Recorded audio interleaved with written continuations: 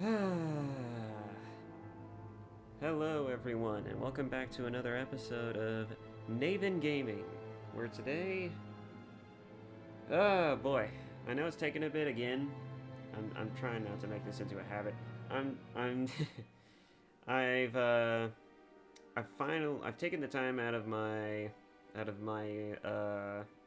day, my crap day, to record, and let me tell you something. Oh boy, what a day it's been. Listen, I don't think it's a secret anymore. I try to keep my personal life a little bit out of the recordings, but I don't think it's any secret anymore that I work retail and God, let me tell you, it's it's amazing how anything functions in a store, especially a store like the one that I work with. And it's I know I'm probably preaching to the choir when I say this, but it's it's a very thankless and annoying job. It's a very thankless, unrewarding, and just annoying job. And it's not always like that, granted, but when it hits, it's like, yep, this sucks. This job sucks. Okay. And I'm sure you're probably wondering, well, what's bringing this on? Well, today, my friends, I had just got off of work. It was like literally like near the lasting, like the few hours left of my day. It was like, I think it's like the last, like the two, I think it was on the second hour before I was able to finally clock off. Um, I basically had to deal with a customer, and the customer was quite amazing, quite amazing. So how it happened was this: they approached me, and they were like, "Well, I need help with something," and I'm like, "Okay, I'll help you." And because a lot of stores are fucking concerned about thievery these days. Granted, it's understandable. You wouldn't believe the amount of fucking empty boxes that I find, but it's like, so they're like, okay, I need something out of the lock case. And I'm like, okay. And it's like an old ass man. He's kind of balding in certain areas. He's kind of scrawny looking. Well, no, he's no scrawnier than I am. But anyways, he's kind of scrawny looking. He's basically a guy who just, he completely looks just like a really codgety old man. But I'm like, okay, I'll help him. And so I go and help him. And then I get him some lights, because he wanted some lights. Alright? And I help him get some lights. And what ends up happening is that he then is like, okay, so I want to pay for this in cash. And so he hands me cash. And I'm like, okay, so there it is. I put in the cash. Now you're going to pay for the rest of it in card? Because that's what it said. That's what it sounded like he said. Granted, I could be wrong. But that's what it sounded like he said. But he was like, no, no, no, no. I wanted to pay 25 in cash out of like $40. And I'm like, what? And so I'm sitting there kind of like, what the fucking, just like, and mind you, the training that I get is play it by ear, alright? And so weird hiccups like these tend to happen. But what's interesting though from this is that, so he asked for 25 and out of 40. He hands me like two 20s. And so I go and I type in 40 because that's what I originally thought he was going to do it, but that's not what he wanted. And so I'm like, and I didn't even understand what it was that he even wanted at first. So I'm just like, okay, so, well, what do you want?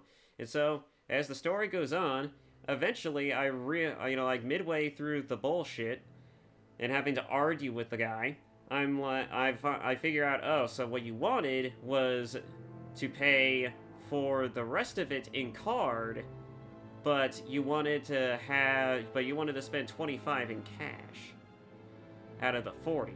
And so and I didn't understand this until like later on, because what he really wanted was that he basically wanted to, instead of paying for the whole thing in cash and the rest of it in card, he just wanted to pay for most of, like, half of it in cash, the other half in card, but he wanted change out of the 40 that he gave me.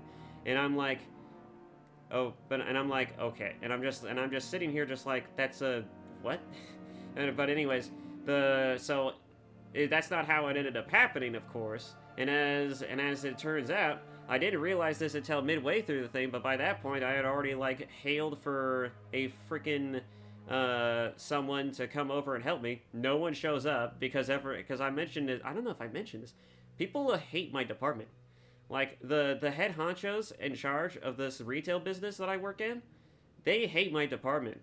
They hate my department with a passion. They avoid it like it's the goddamn plague, and it's not even a terrible department. It's not terrible under any circumstances. They just hate the technicalities of having to do the service that we provide at my department, and they avoid it because they don't want to have to deal with any sort of issues that might come up as a result of my services. And so, what ends up happening is that no one shows up. Like the first time I hail it, no one shows up.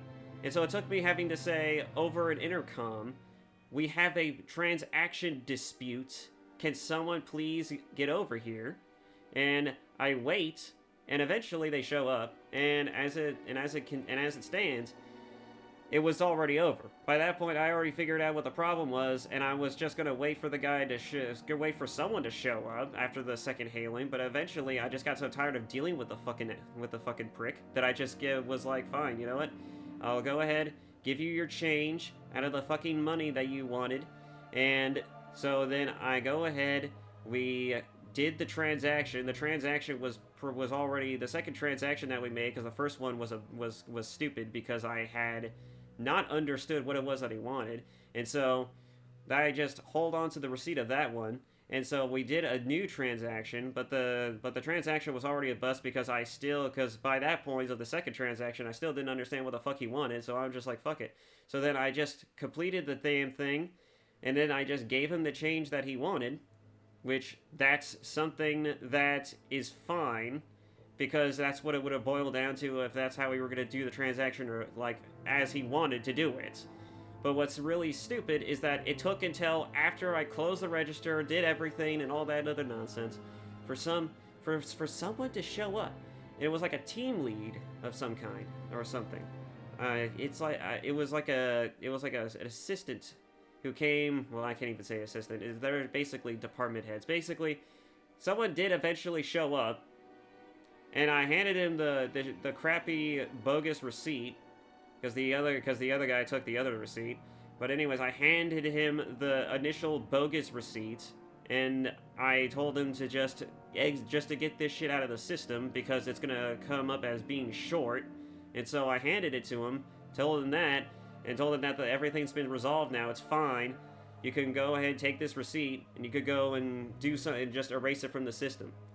And so then, like 5 minutes afterwards, some other person comes over as I'm looking through paint, because our store holds like a lot of different departments. So I was going through the painting area. I was investigating. I was just killing time really until my fucking shift was over. And so I was looking at our tint dispenser, and then someone from like another person comes up, and he's like, okay, so what's the problem with this receipt? And I was like, and I explained the situation as best as I could, but then he he basically got the gist of it after my initial explanation of it, I guess. And then he's just like, oh, okay, so basically it's some kind of like a short issue or something like that. And he's just like, yeah. And I'm like, yeah, something like that. I mean, I don't remember exactly how he said it, but he basically was just like, oh, so basically it was like a shorting issue, and I'm just like, yeah. And so then he's just like, okay, and then he goes and like he fucks off, and then I'm like, but there is money missing from the register. I had given the guy the change that he needed, and I told him that the exact amount that was missing from the thing. And so he's like, okay. And then he eventually comes back, and he tells me like, oh, well, we're going to have our security people analyze the situation and shit. And I'm just like, oh, great. Yeah, he said he was gonna look into it, was the words that he used, but I'm not sure what that entails. But anyways, I don't know what that, yeah, you know what, now that I think about it, I don't know what that entails, because now that sounds like he's actually going to, like, it sounds more like they're thinking of it as like a theft thing than it is anything, I don't know. Point being, I had an eventful last few hours of my day. So yes. All of that initial fapping about, God, that's been, oh God, it's been 10 minutes? Yeah, sorry. The initial 10 minutes of me just ranting about stupid shit. That's a, thank you for just suffering through that with me. Because that's, and maybe some of you got a kick out of that. I have no idea. Maybe some of you will. Maybe some of you won't. I have no idea. All I can say is that was basically my latter half of the day, and I fucking despised it. I despised it. I'm not even mad about the fact that the customer was such an asshole. I'm mad about the fact that it took me hailing them. Hey, you can't come in here. This is a restricted area. You better tell me what you're doing or I'm going to hit the alarm. Alright. But yeah, I'm not even mad about the customer. I'm just mad about the fact that it took 2 hailings and me contacting the stupid customer service desk just to fucking get someone over to my department. I fucking hated that. I hated every ounce of that, because if these people had any fucking spine, they would have showed up instead of just lollygagging like they always do, which they do. They always do. They always lollygag because the fucking people who are supposed to be, like, managing things is fucking woefully and willfully ignorant, choosingly so, of whatever sort of problems I might have in my department, which is fucking disgusting. It's fucking disgusting. And I'm getting to a point to where I'm just getting tired of having to stand for it. I mean, it's one thing if it's like, if it's like some sort of like a, actually no. Now that I think about it, there is no real excuse for it. I mean, I've only been working this job for like what, a year now? I've only been working it like a year now, and it's so garbage, because it's, you know, like, you can't, it's play it by ear training, but even when you do run into hiccups, you can't just contact someone and expect them to show up to help resolve an issue or explain how to do a thing, which is the stupidest fucking thing. How am I supposed to get anything done if I don't know the rules of how shit gets done? It's truly dumb. Initially, I had at least one person who was supposed to be the person who was managing my department, originally managing my department, mind you. That person would show up, and they would help me through some issues, probably because they knew that I can't just leave this guy to the wolves. I have to help him somehow. But I guess after I got the hate of everything, and then I stopped calling for these people, and he also switched out of being the head of my department, it's just like, oh well, whoop-de-fucking-do, I'm not here. I'm taking my break. I'm on my lunch. I don't know what excuse they're using. I don't even know if they even make up excuses. And I know that same fucker was there because that same fucker who was originally in charge of my department was there because he was the, I think he must have been the closer guy. He must have been the closer, because I can't imagine why he was still rummaging around, and I saw him like, I think around like the third to, it's like basically the third to the last 3 hours of my shift, I guess. And it's and I believe I saw him still walking around, so it's like I don't know why he couldn't show up to fucking do something about it. And even then, he wasn't even the one who showed up. It was some other fucker. And I'm like, well, that's some fucking shit right there.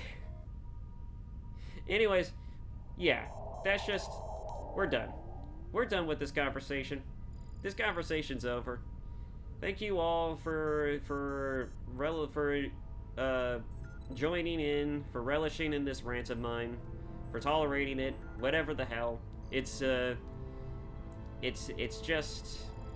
just my everyday life experience. and it's just another thing that I just am going. It's just something that I just decided to complain about in this video. I guess I don't know. I don't really see a reason to do that. Why I decided to do this? I just felt like doing it. I guess it's because I don't really have other people to talk to about it. So I guess I'm just giving it out to you guys. You guys get to be the ones to hear about my terrible fucking life, my terrible fucking life stories. I guess. I don't know. I basically I guess what you could say is that I basically turned into a complaining woman. A woman who complains about stupid shit that happens in life, and I'm just basically going through the behavior emotions of just wanting to complain about something. I don't fucking know. Thank you all for just being patient, I guess. Or maybe you skipped until the point to where I'm at this point of the video. I have no idea. Either way, whether you listened or not, thanks for tolerating it. I'm gonna try and make up for it by spending a little bit more time, I guess, playing the game. Because honestly, I don't rightly fucking care anymore. Tomorrow's my Friday anyway, so yeah. Let's just enjoy this. Alright, so we were at this chick basically complaining at us for entering the Sith base. The Sith military base. Hey, you can't come in here. This is a restricted area. You better tell me what you're doing or I'm going to hit the alarm. My options. Let's see. I'm gonna go with, I'm here for a meeting. Don't worry, I know where I have to go. Nice try. What, you think that just because I'm pretty, I'm also stupid? You better tell me why you're here or I'll hit this alarm and you'll have about 3 seconds before this office is swarming with Sith soldiers. Okay. Well, I don't want to bribe you either. Credits is very valuable in this game, so... Don't hit the alarm. I don't want to have to hurt you. Don't shoot. I just work here. I never wanted any part of this. I would have quit when the Sith took over, but they wouldn't let me. Alright. Okay, get out of here and I'll let you live. You know, it's about time someone stood up to these Sith. Just do me a favor and wait until I'm out of here before you start blasting the place up. Well, at least that resolved itself rather peacefully. At least that resolved itself rather peacefully. Oh, you know what? I probably should have switched out the T3 unit. I'm actually thinking about going outside to switch out the T3 unit. I mean, nothing against T3, but...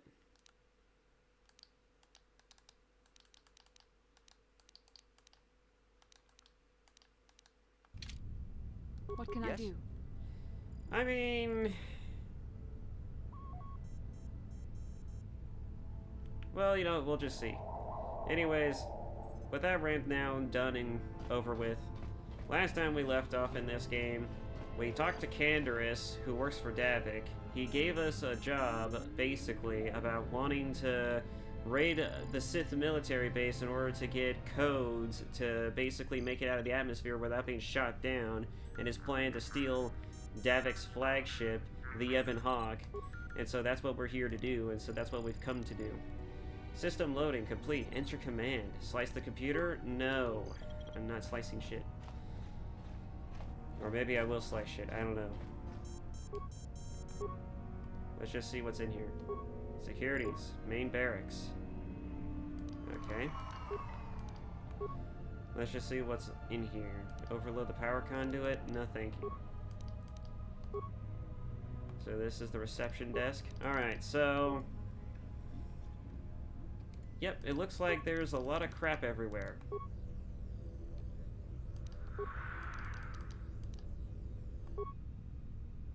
Oh boy.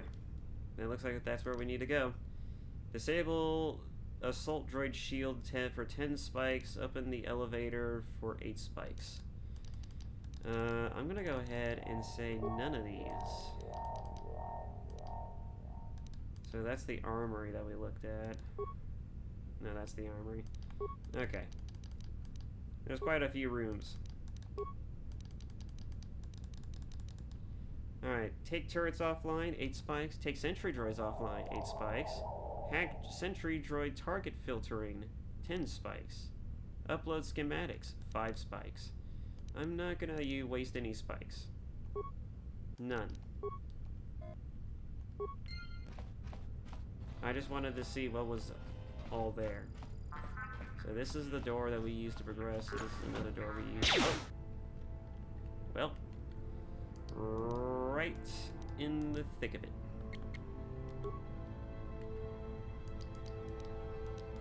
Stun ray.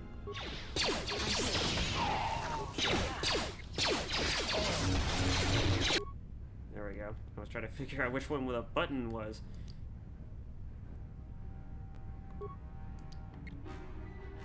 Alright.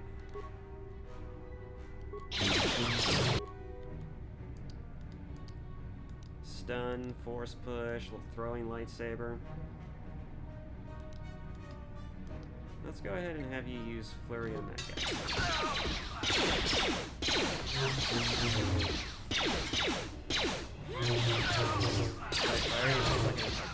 Did I accidentally switch to a different guy? Yes? Whatever. It happens. Alright.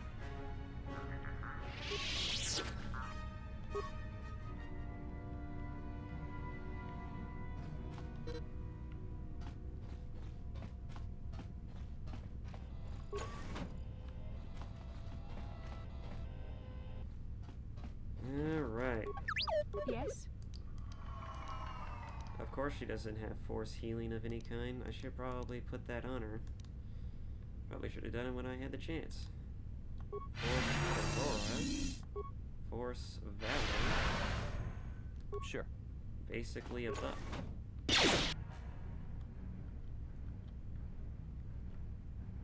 Alright, let's go ahead and have you attack that. You're already attacking that.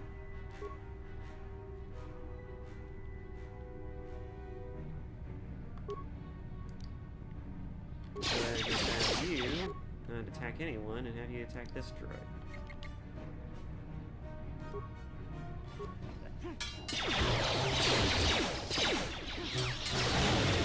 There we go.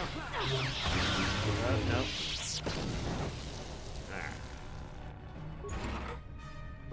Did not mean to throw a grenade. Was not trying to do that.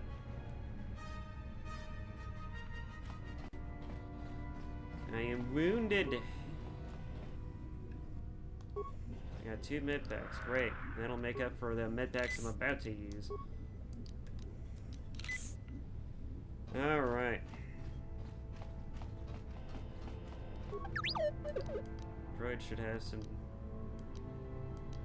Well, I was gonna say decent repair parts, but not even that. What can I do? Yes? Okay.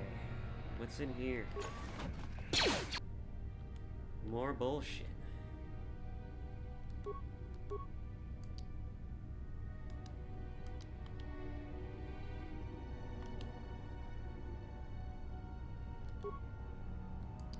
Okay, well. Let's go ahead and use a power attack on the droid. Let's have T3 use a power attack on that droid as well. Or no, wait, I'm sorry, not a power attack. Droid shield disruptor. Maybe not that. And force valor from you.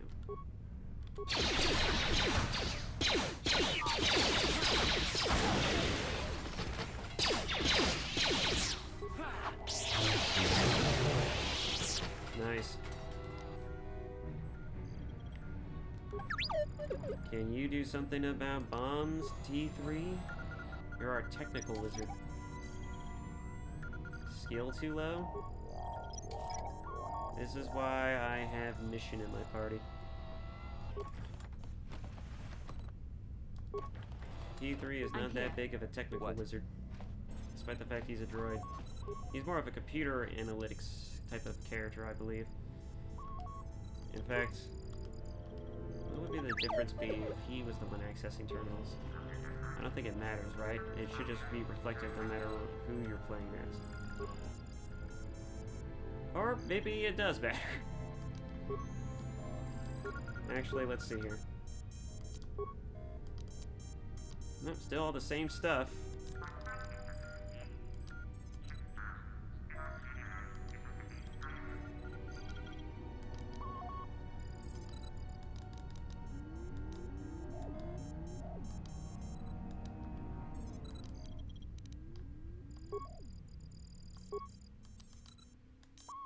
Barracks.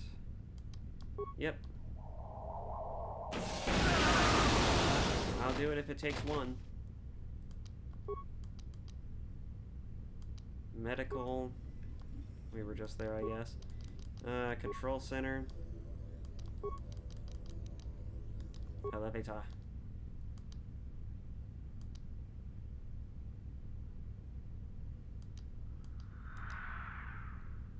I guess we can open the elevator.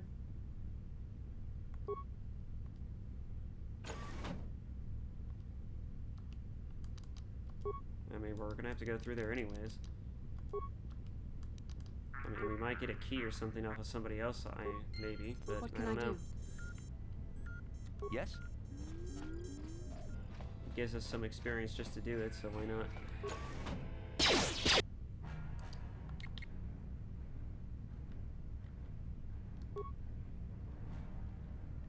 Okay, let's go ahead and use that. I'm here.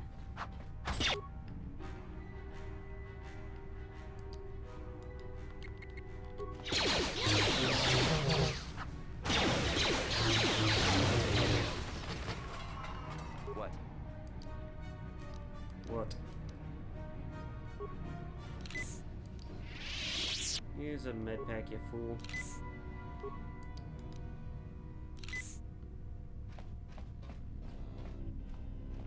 Oh look, Adoros. You there, human, remember me? You helped me once before when the Sith were trying to arrest me. Outside your apartment, do you remember? Oh, I remember, alright.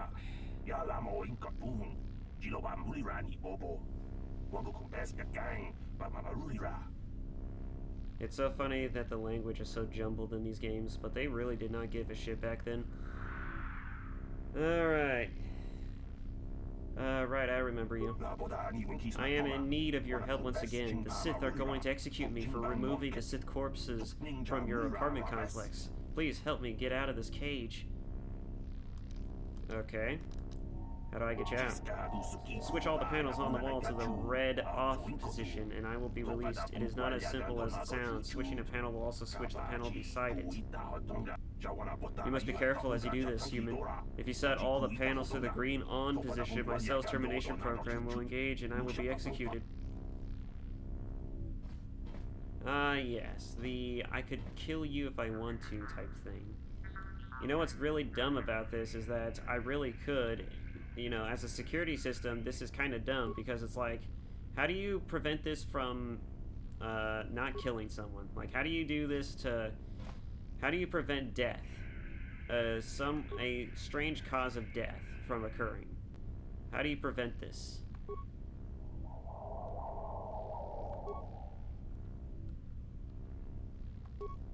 Because you better believe that it will definitely be a problem if I accidentally get all the green switches. Or, you know, like just if a Sith trooper just happens to, you know, accidentally or inadvertently cause all the switches to turn green and then they kill a very important prisoner during an important interrogation, it'd be quite bad. Doesn't make sense. Thank you, human. I do not know what you are doing in the military base, but I am grateful. Once again, I owe you a debt I can never repay. Now I must leave this place before the Sith discover I have escaped. If you are wise, you will do the same. If the Sith capture you, I doubt anyone else will come by to set you free. Great. Glad that's done and over with.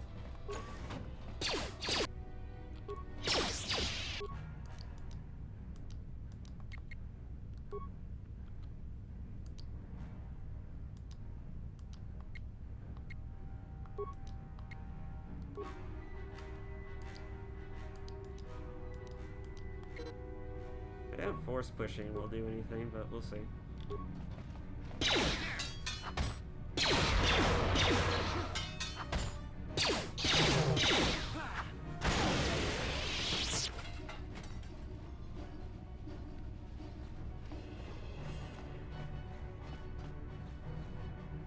Now this is a big room, I think. Oh shit.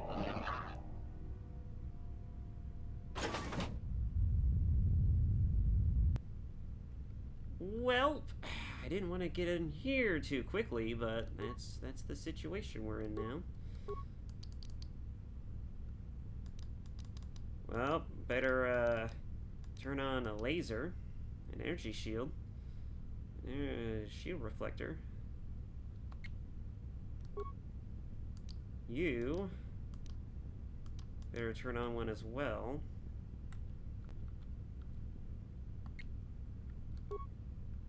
And you better turn on one as well. They're not taking any chances here.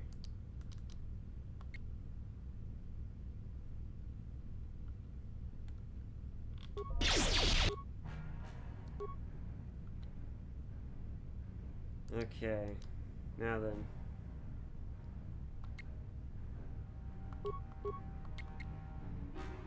Let's go ahead and switch back to the droid, now that he's all shielded.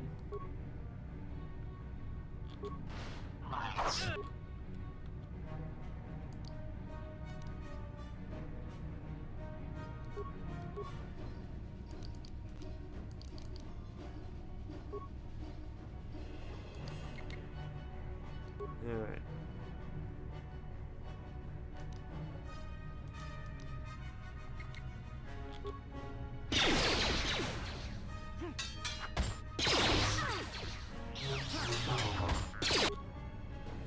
Alright, everything seems to be working out just fine so far.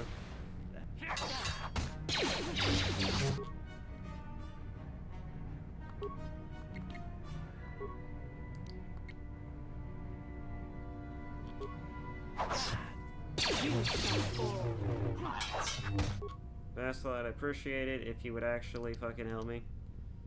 I'm kinda dying.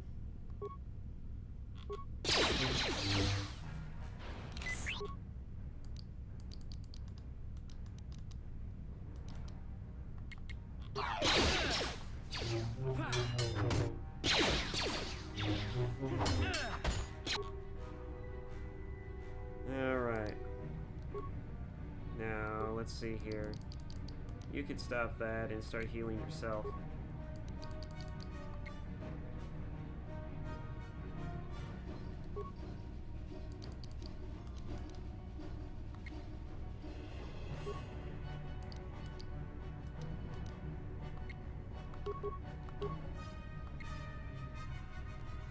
There we go.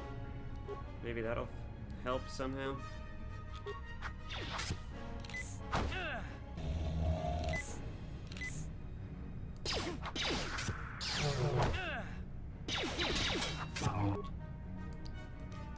I am probably going to die.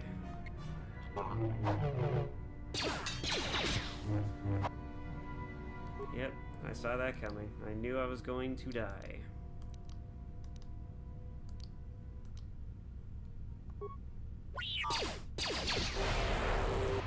That didn't do anything.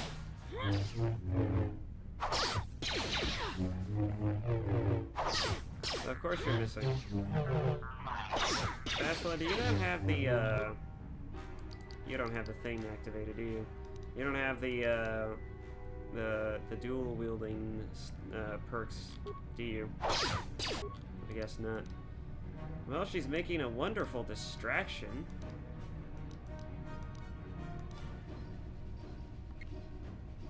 At this point, you're better off just throwing your fucking lightsaber at the thing.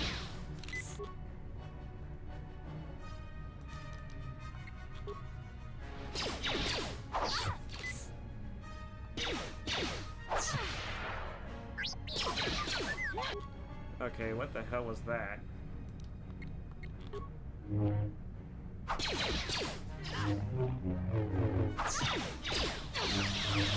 Ashley, you have a lightsaber, come on.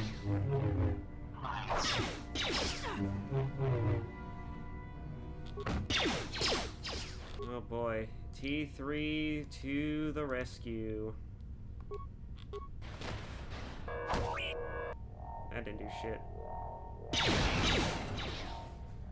It took the astromech droid to kill this thing. What can I do? Ay, ay, ay.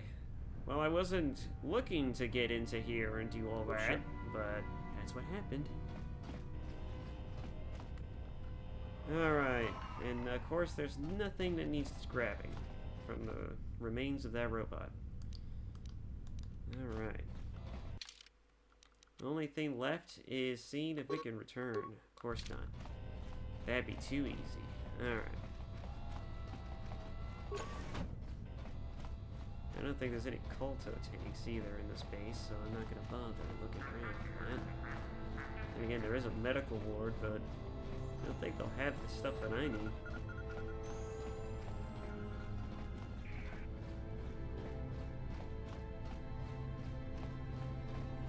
Yeah, this would be the place.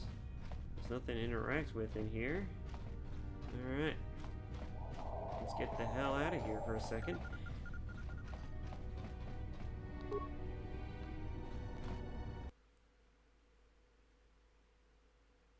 The Jedi of this area are very active in the day-to-day affairs of planetary government and security. Well, so is the Jedi of the future era, too. And that's not any different.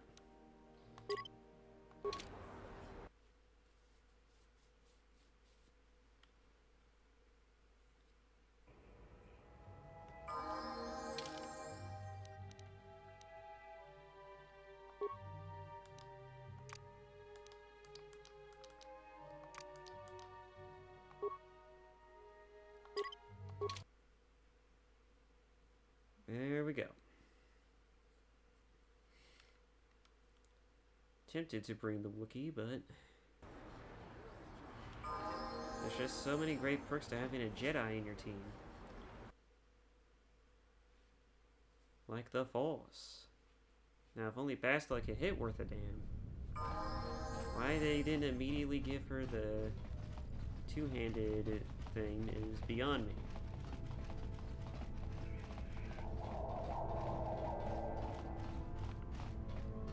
Alright, let's go exploring places. I'm gonna go down this way.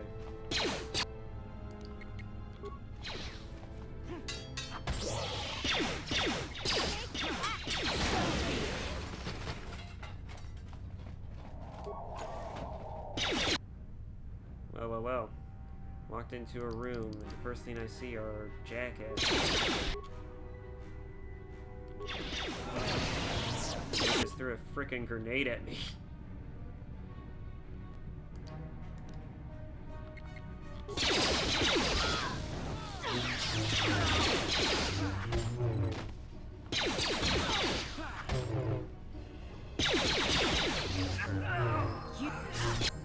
That's like you want to stop missing.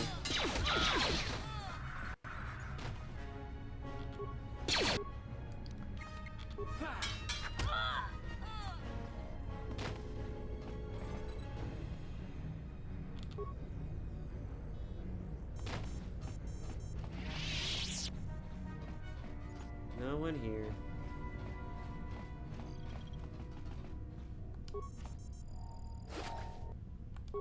Repair kit, security terminal, missions there.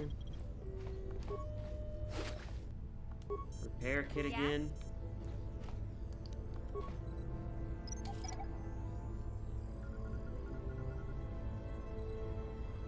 There we go. Collected another mine to sell for later. Sure. What? I'm here. I learned my mistake from last time. Kinda, sorta. You can keep your awareness.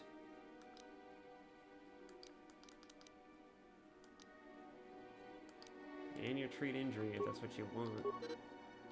Oh. Well, yeah. Let's just go ahead and get your force abilities at least. Let's give you some force healing. So I don't have to continuously waste my resources.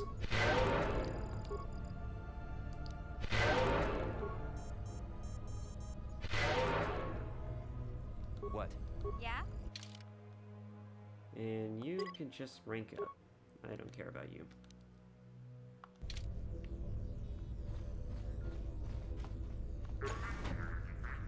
There's a broken droid here. Security terminals. Hack this thing. Actually, maybe not, because we already Yes? unlocked an elevator and everything. We don't need to do anything.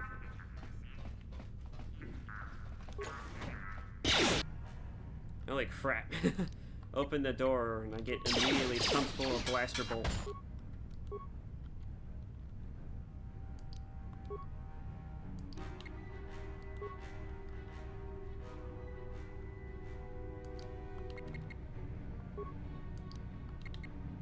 Let's Whoa. Ah, come on.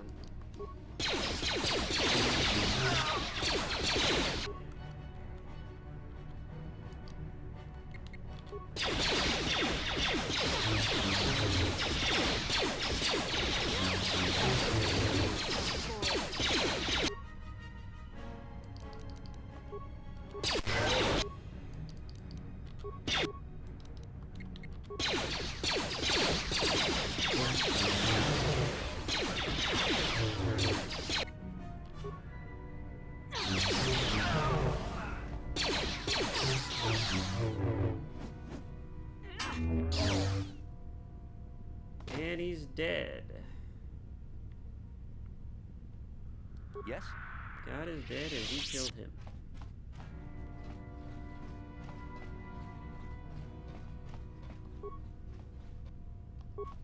Sweet. Some supplies. No remains. No more lockers. Just corpses. Huh? Dead can I do? corpses. And of course we have to wait What? for Dastila to regain her energy. Do I even want to open this door? What? What can I do? Yes? What? Yeah, just come this way. Let's get away from the door. I'm gonna have you. No one's gonna see this mission. Okay. I'm gonna have you. Oh, this is the armory. Interesting. Fascinating. I thought the armory was somewhere else. Oh, wait a minute. No, that's the elevator. That's right. Gotcha. Simple. Alright. There are turrets behind this door. I believe this is the room with the troopers, right? I think this was the room with the troopers in it. Well, hang on. I should probably disarm this.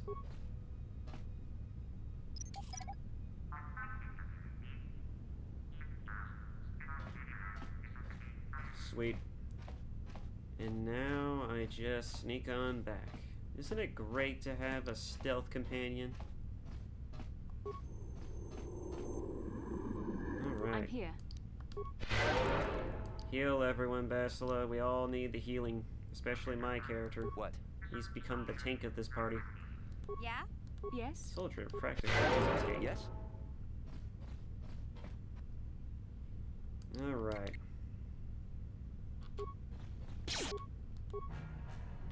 Oh, that's right. Everyone's soloing.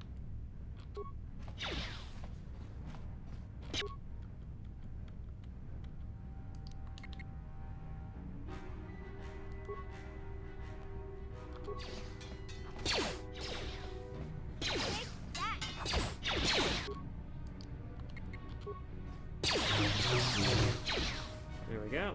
Yes? No one's worse for wear. Ion rifle and some other thing. Disruptor rifle and an energy projector. Grenades. Shield, disruptor, and flamethrower. A lot of useful tools in here.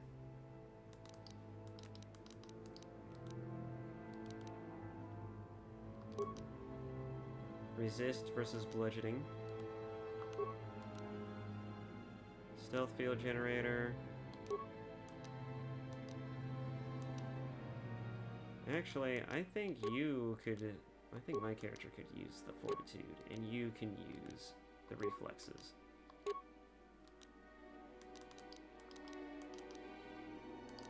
Now then, mission.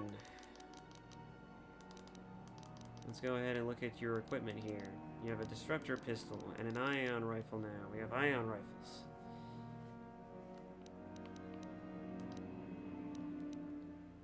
Versus droids. That might be useful.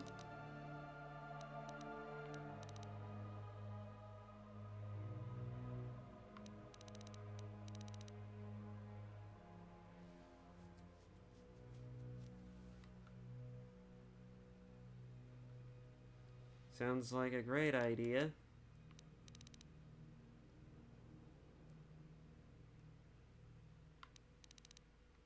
We can definitely switch these out. Depending on the Yes? situation. What? One's good for shields, the other's good for droids.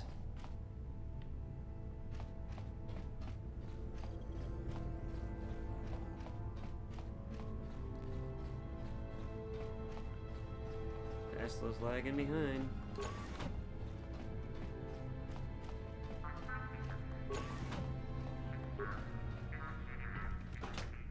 Spacesuits in here, I guess. Actually, they're probably underwater suits, but they could also qualify as spacesuits. You never know. I don't know. They use the same suit. Oh, actually, I think that suit was silver, the underwater one. It doesn't matter. Yeah? I'm here. Tesla, why the hell are you all the way over here? Seriously. Yes? You're always so far away.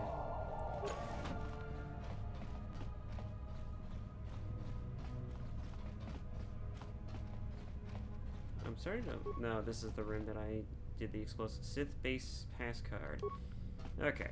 So yeah, that probably would have been the thing I could have used on the door.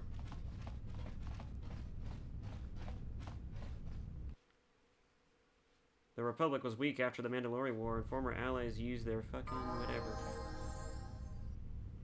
I'm aware, Yes? game. I'm aware.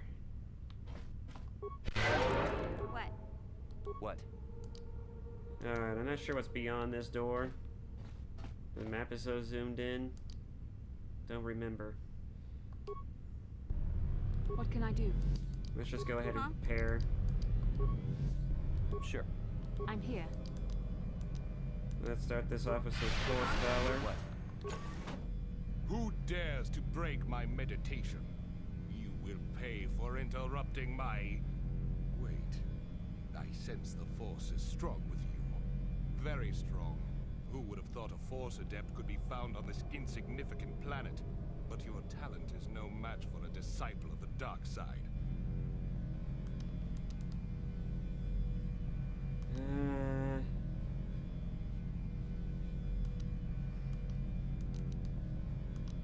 You Sith must be brought to judgment for all the blood you've spilled. You are a fool. This is a new age. The Sith shall be the ones passing judgment now. We are the new order of the galaxy. This meeting is a stroke of luck for me. My master will surely reward me with my lightsaber once I kill you. We'll see about that, buddy.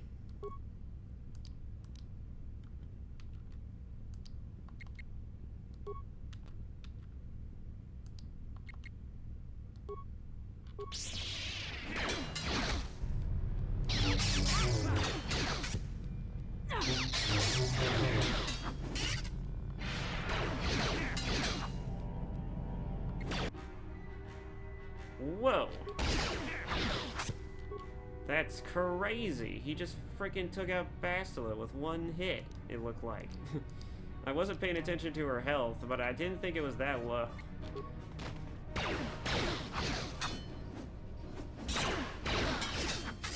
It's a good thing I'm a tanky boy. Oh, well, if he does that shit to me. And surely you can try hitting him with something a little bit heavier.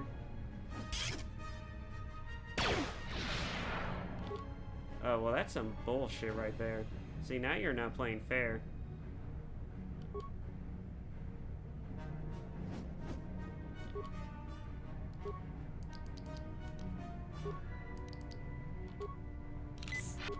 Wait, what? Wait, what? Did I just do that while I was stunned? Oh, that was rich.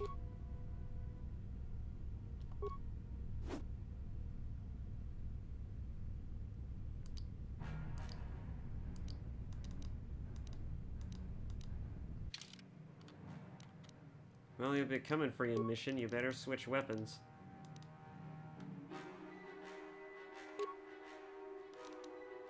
And she's only good for a certain type of situation here.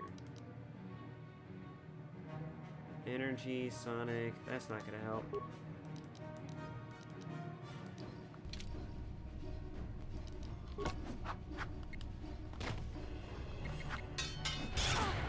Ooh!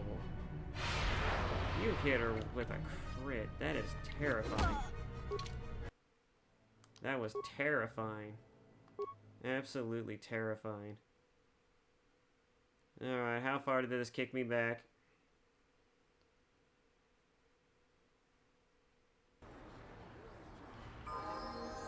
Oh, all the way out here. Wonderful.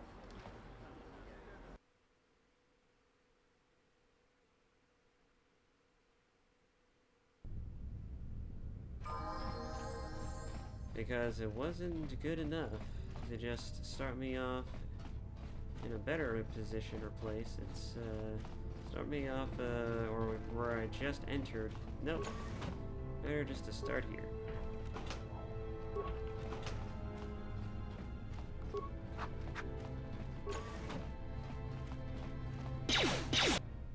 Yep.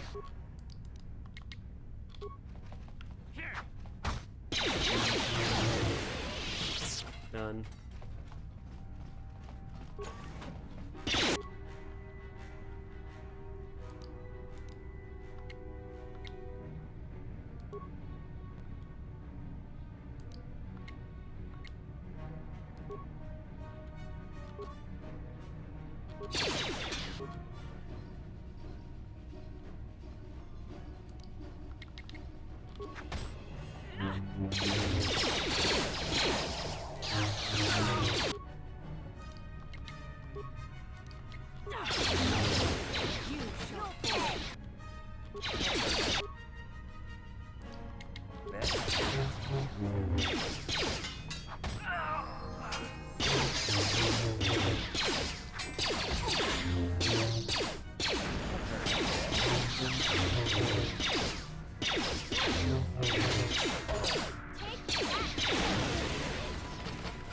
Yes?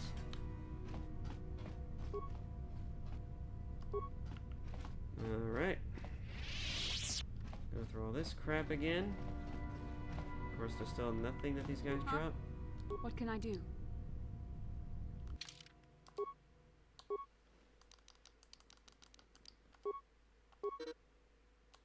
Yep.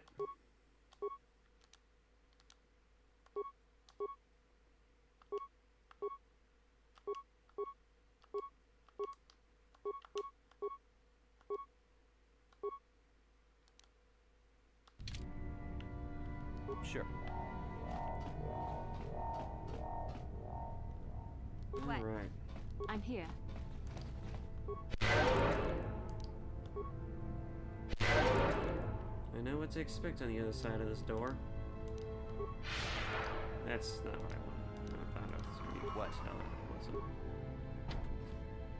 What? Gotcha. Simple. I'm here. That mission, you just... Whatever. I don't feel so good. You think? You think you don't feel so good?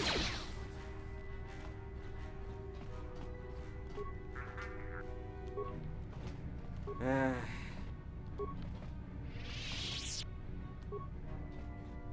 Good old mission.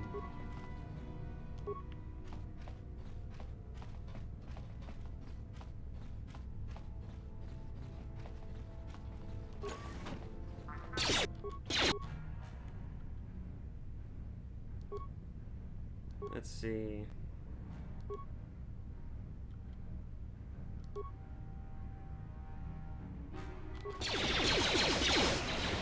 There, have her run into it. That way nobody else has to.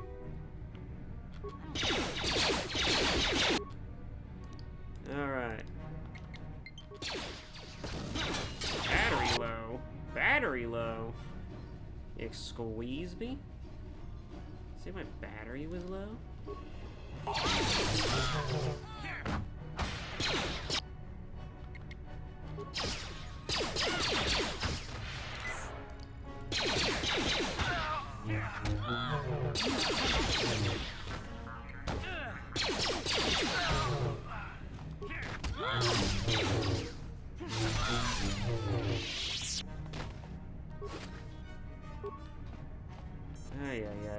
Okay.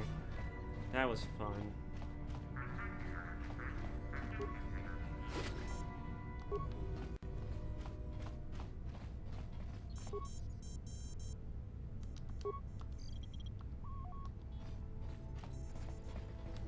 Alright. Huh?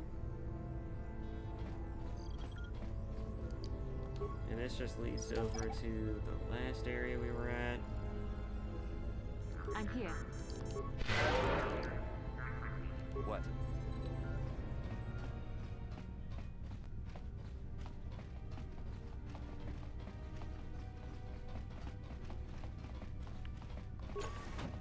Just get that open, why not? There was nothing down there, right? It won't tell me. Just the droid, right? Just the droid, yep.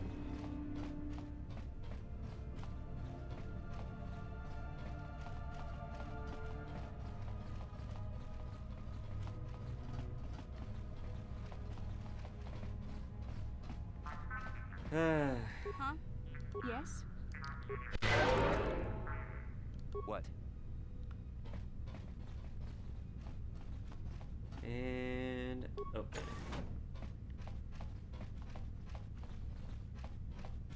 Alright. Sweet. Let's get the hell out of here.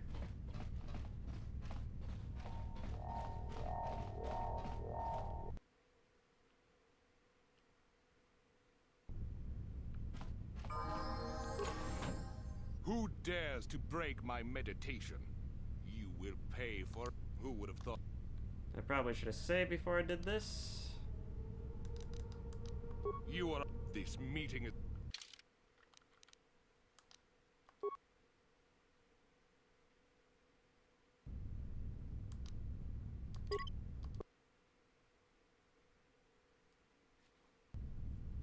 Well, now it is.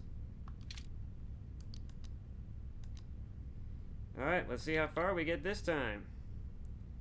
Hopefully, I'm here. we will make it through this. Hopefully.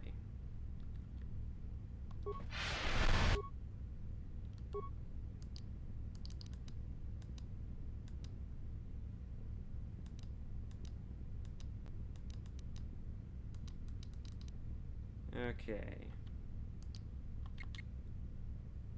Right now I'm using a disruptor. I believe the disruptor... Oh wait, no, that's a heavy blaster.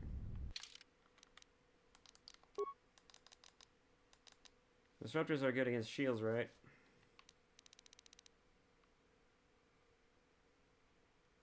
Yep. Would it be better to use a rifle version of that, actually?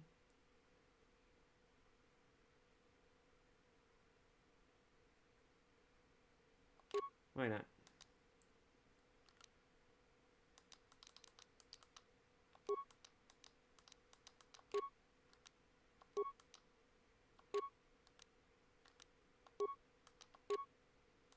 Alright. And we're golden.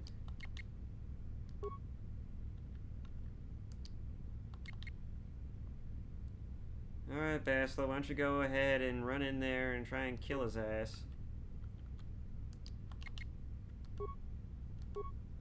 Take that!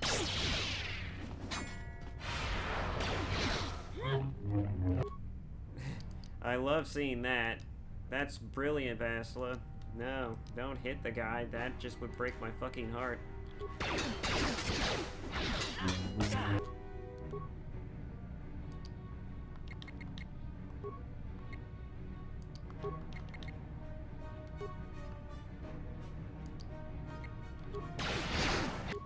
Oh great, he's doing that shit again.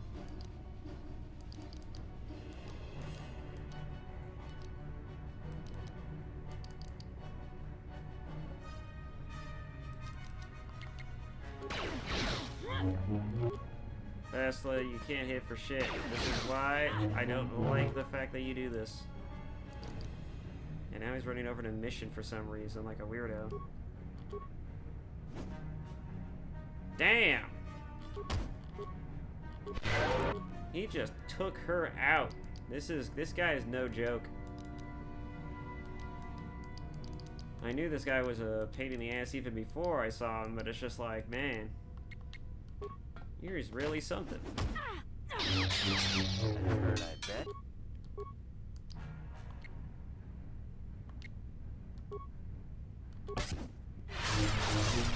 Ooh, got him with that one that time.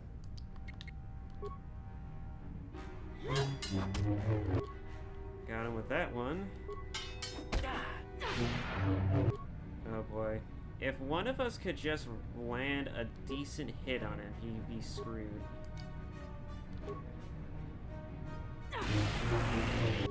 Oh, that's unfortunate. That's really unfortunate.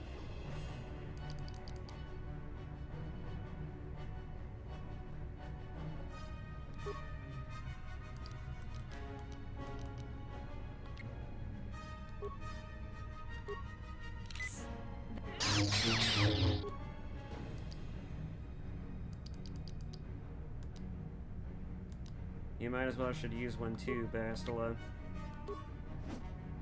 Or die. That's even better.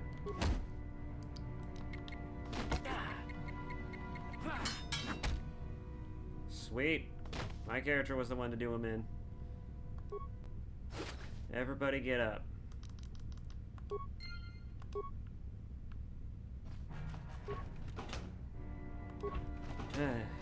That was just embarrassing.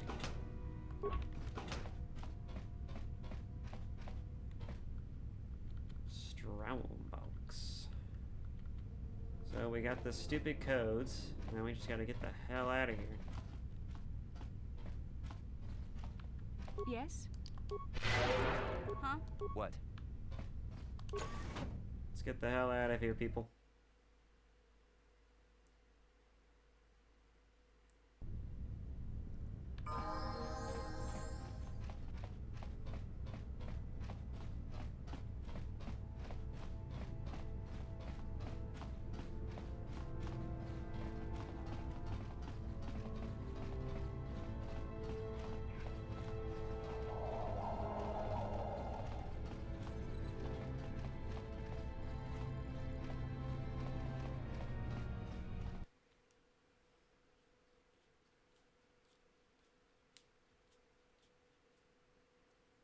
Alright, now let's plug in my controller before I forget to do so and then something cuts out on me.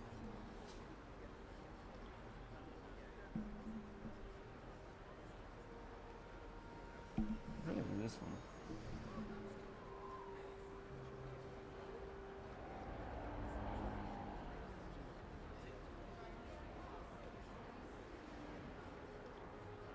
Maybe not. I think it was this one.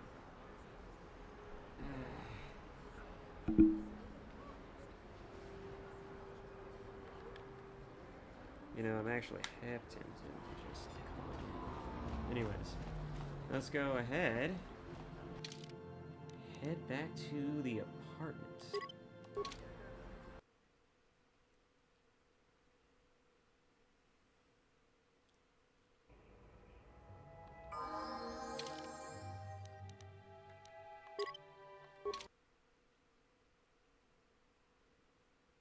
Alright. Loading, loading, loading. To fight Darth Revan, the Jedi use Bastil's battle meditation to board the Sith flagship.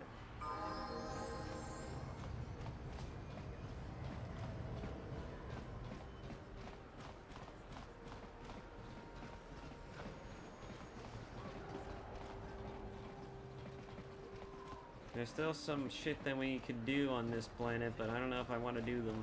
I know that Bendak is next, but I don't know if I want to complete that side quest.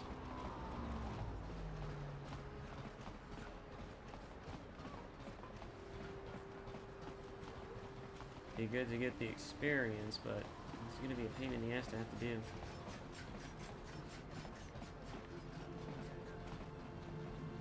That's all I had to do was just go to the canteen. It might have been good just to exit out from the apartment side of things, but I don't know. Oh, right, that's right. The cantina in the lower Undercity is where I would need to go.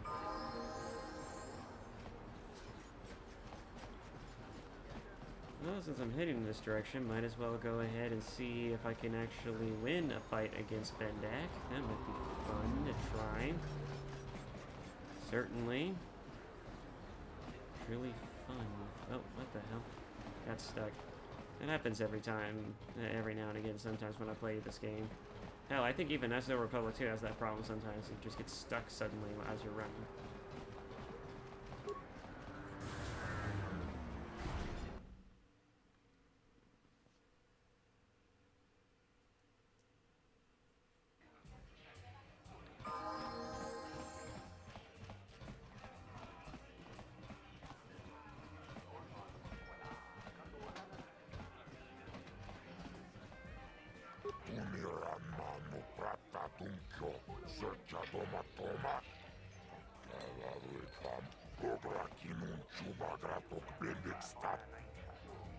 Yep, and then I need to go talk to him, right?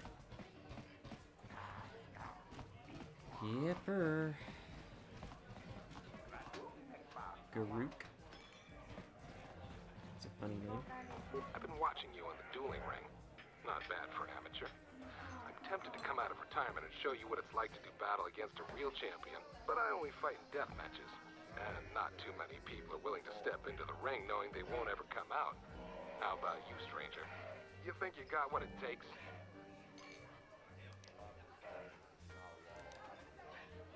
I want to collect the bounty on your head. I'm here to collect the bounty on your head, Bendak. So you're the one doing Zax's dirty work. Well, I've got some bad news for you, little bounty hunter. There's no way you're bringing me in. This cantina is wired with a top-level security grid. You pull a weapon on me and the auto-fire turrets will fry you before you can even pull the trigger. Off with you then. I've been watching you on the... but I only... Finally, fresh and neat. Azure will set it up. Go talk to him. It will take some time to arrange, so no point sticking around here until then. I'll be back when it's time for you to die. He's so assured of it, too.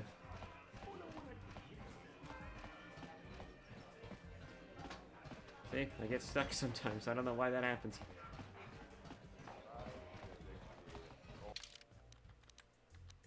Here's where the fun begins. Collecting save data size. Oh, calculating save data size.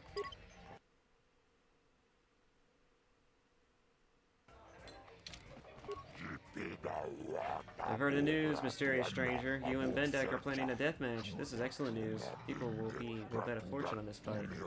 But why are you here now? A deathmatch takes time to get ready. I have to bribe officials so they don't break it up. You might as well leave the cantina for now and come back later. Oh, I have to literally leave and come back in.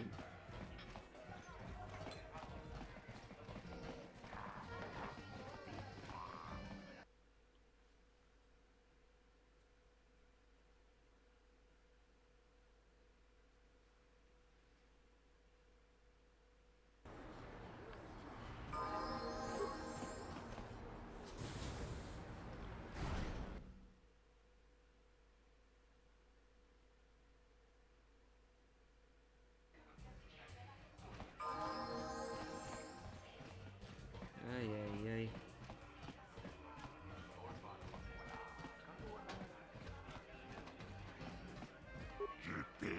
I've heard the news.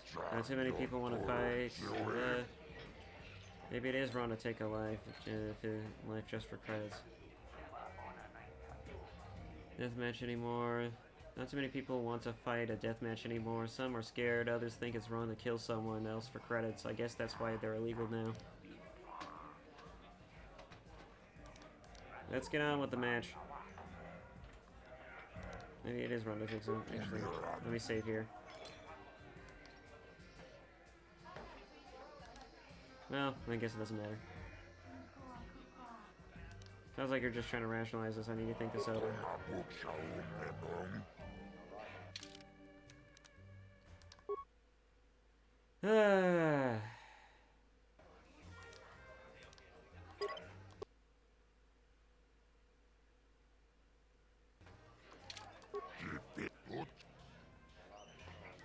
Let's get on with it.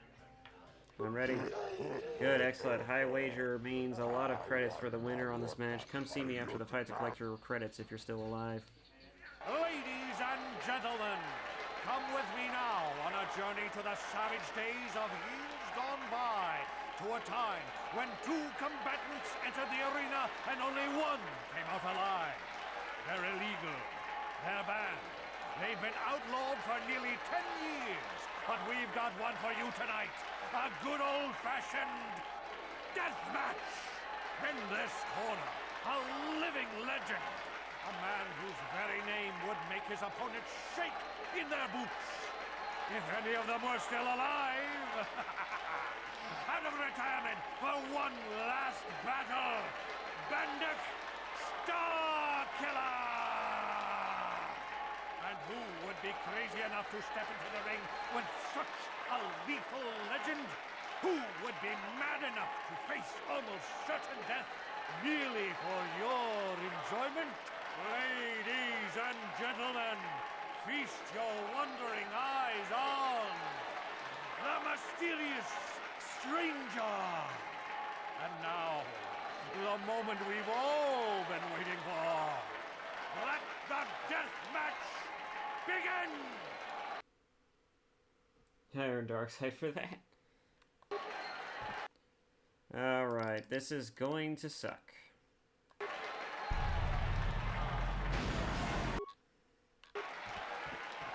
Don't throw nades at me, you little pussy.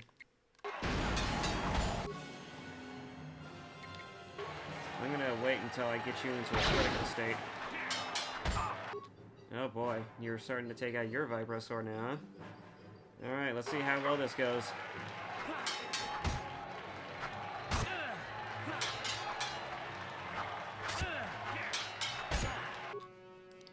This is not boding well for me.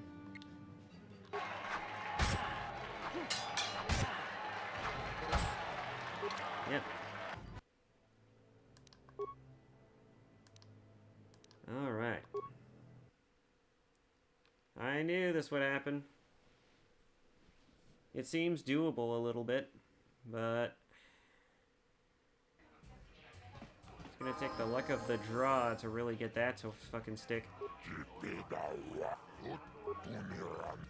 Nope.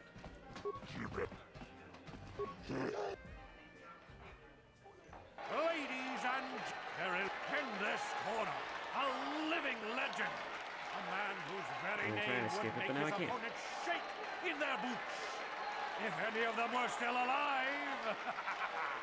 And who would be crazy enough to... Lady... And now... Alright.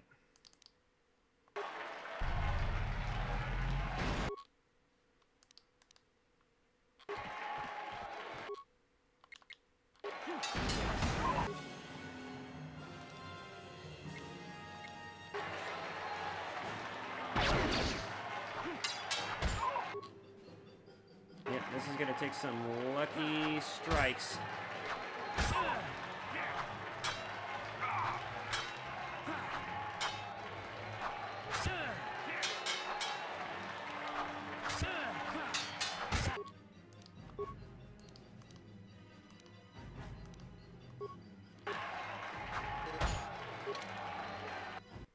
Yeah, this is gonna take a little bit more than maybe some lucky strikes, though. I don't think I have anything that's gonna... I guess I could check to see, because I know I probably got some upgrade parts from going through that Sith military base, but I think I got at least one, but I don't think it's gonna go for a sword or anything. There are no melee shields, but we'll see.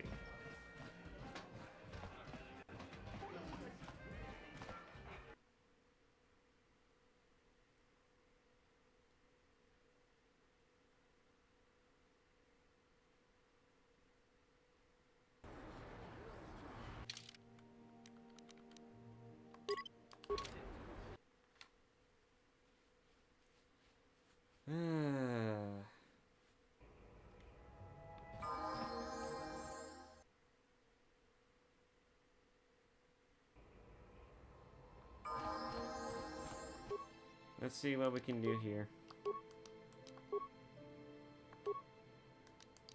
Yep. This will give me a bonus to physical. Alright. Attack bonus 2.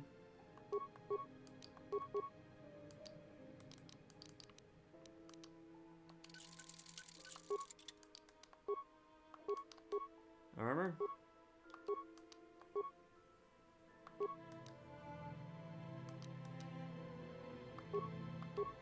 We're in a nice piece of armor that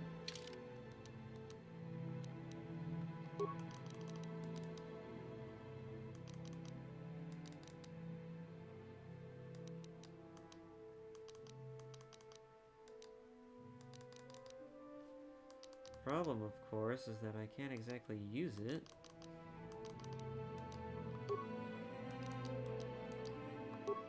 Strength gauntlet? Oh, that could be useful. Huh. I hate it when the gauntlets and other things that I equip just suddenly disappear. It's annoying. Is that just a problem exclusive to this thing?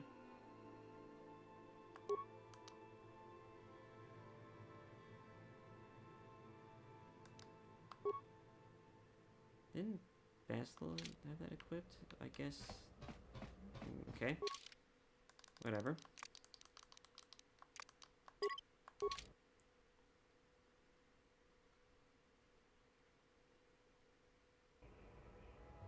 Oh, my sword's got a piece of upgrade to it.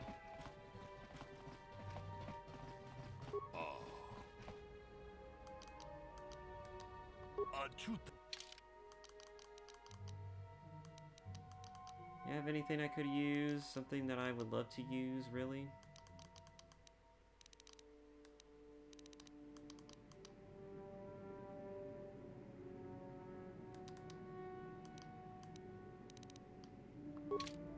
Doesn't look like it.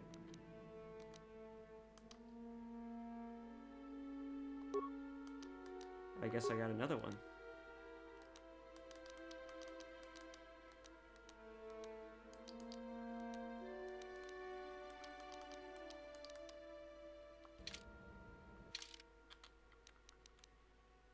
Transit back.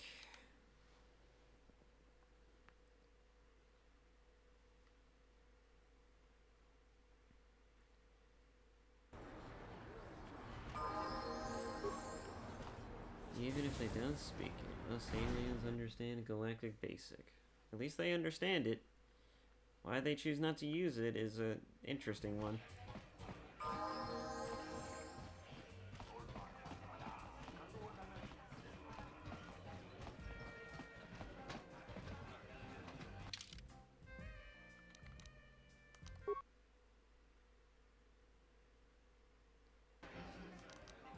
Alright.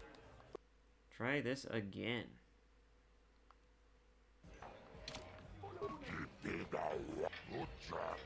Yeah. Let's get on with the match. I'm ready. Lady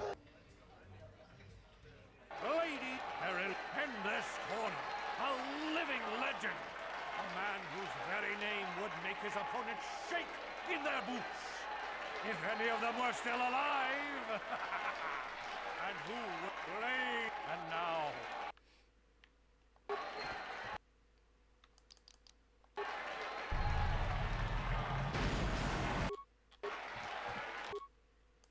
Alright. Come on, damn it.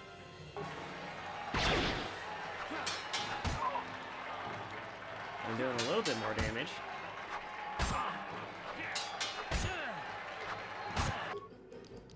Gonna have to heal every time he gets me to this point.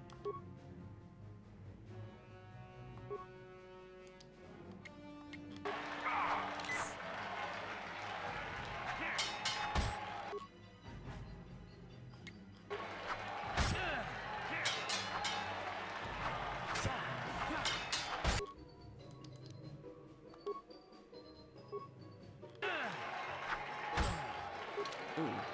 Well, I almost got him there. Who would have thought upgrading your sword would do the trick? But... okay, let's go back. The sprawling capital of Taris covers most of the planet. It was built over a century of prosperity.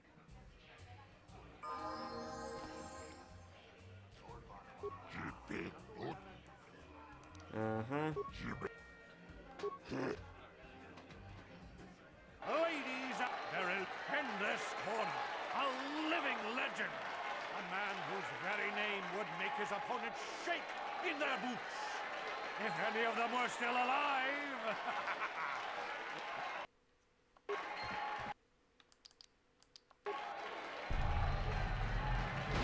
He literally was doing the animation when he threw that grenade. That was so funny.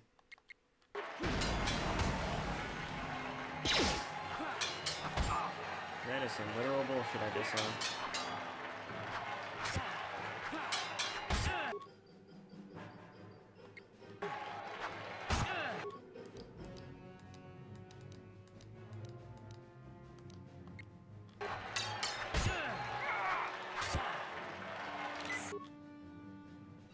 Might as well throw in another one because I know it's going to be needed.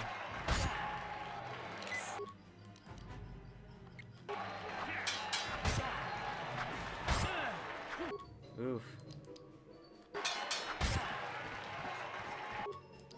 Alright, run away for a second.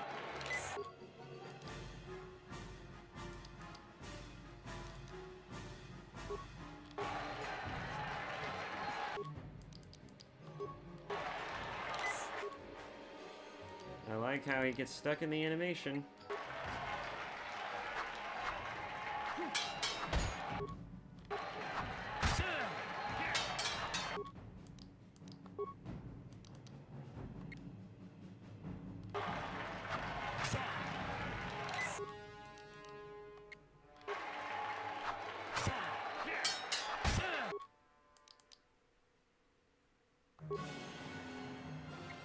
I can already feel it. I can taste the hit coming. Or not.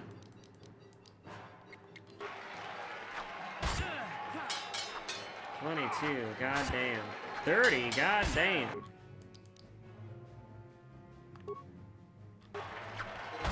And too late for that. Well, I was close.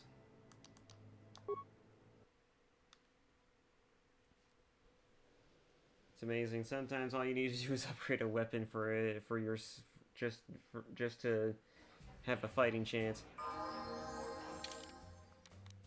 I'm actually kind of curious what would happen if I try doing this. Do I not have a vibro sword?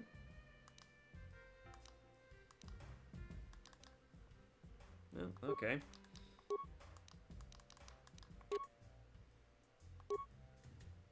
I mean, this thing can be used to balance, so.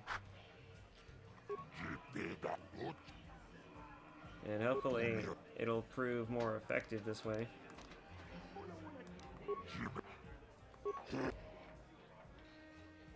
Ladies and verily, in this corner, a living legend. A man whose very name would make his opponents shake in their boots. Yep. If any of them were still alive. Great. And now.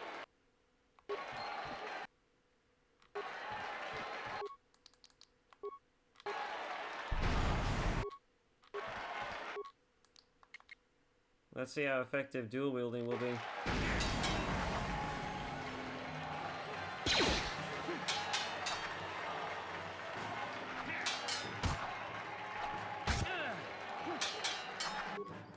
Well, it's somewhat effective, but it's not as effective as I would like it to be.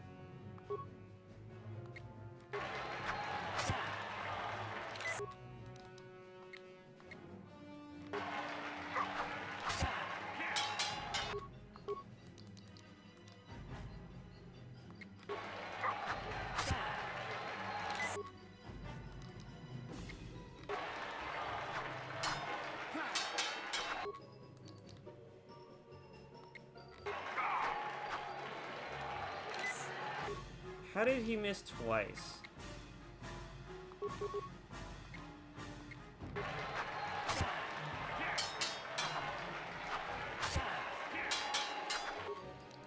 Okay. Well, I'm gonna die.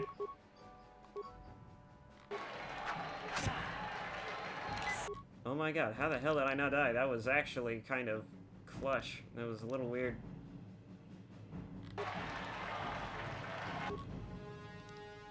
Wow. It didn't do the animation, but his prompted attack got off.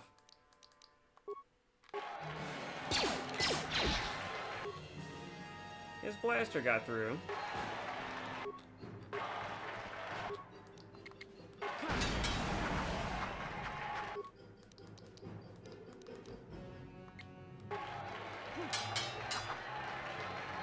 Ow. He's not even doing animations anymore.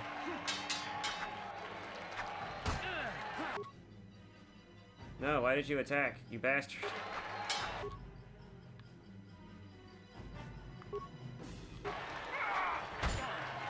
Oh my god, I'm not dead. That's a miracle.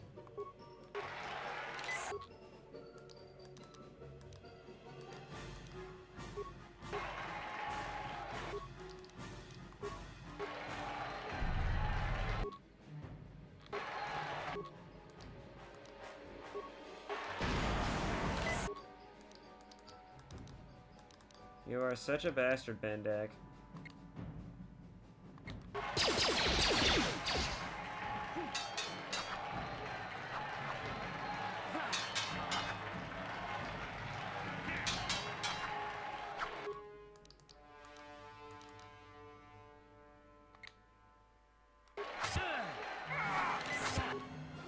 Oh, wow.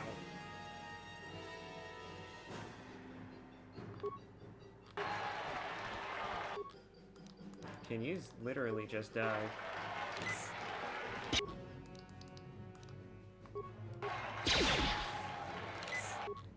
No. Well, we're at that point now.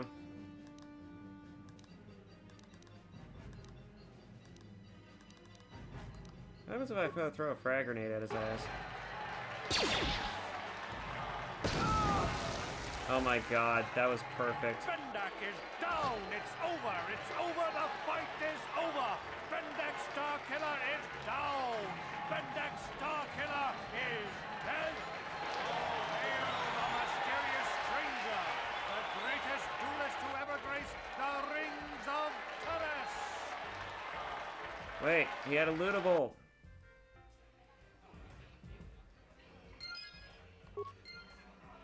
That was some bullshit. He literally had a lootable. Bendak Starkiller's dead? I don't believe it. Bendak never loses. That was an amazing duel. Best duel I've ever seen.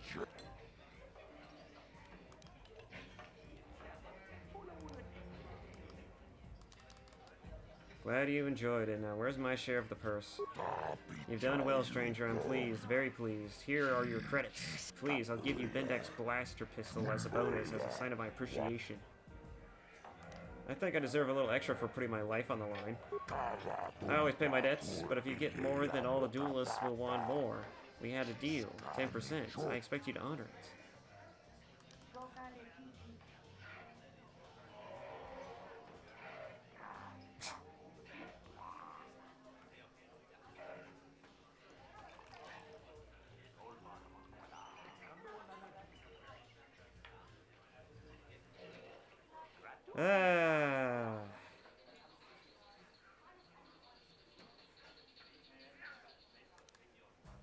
Fine, I'll take 10%. Everyone will be talking about you now, stranger. They're all going to know where you were the one who killed Bendak Starkiller. You're famous now. Yep. Isn't that wonderful? Too bad this first aid thing doesn't actually replenish its... Or maybe it does.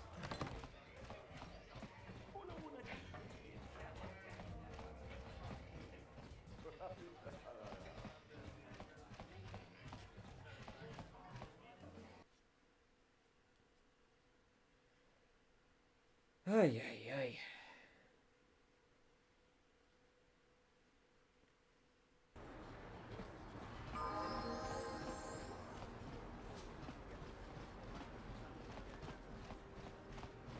Alright. Well, that was some fun.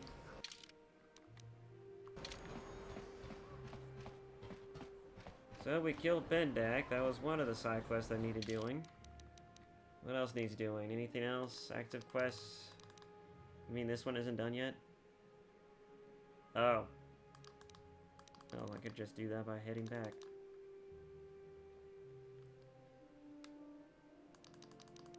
And also the other bounty targets.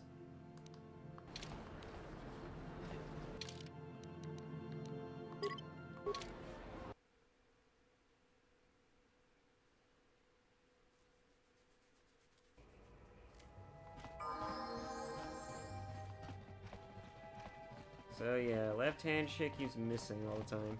You're back. Did you manage to get Holden to... I spoke with Holden. I convinced him to remove the bounty on your head. He called the bounty off? That's wonderful. I only wish I had something to give you as a reward. Wait a minute, I know. I don't have many credits, but there is something I can give you. It's a family heirloom. It's not much, but it's something. Helping you was thanks and...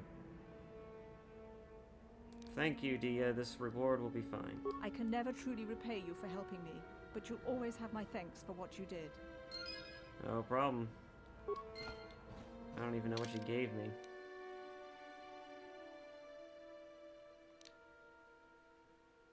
A Volker shock stick? You gave me a shock stick? Okay.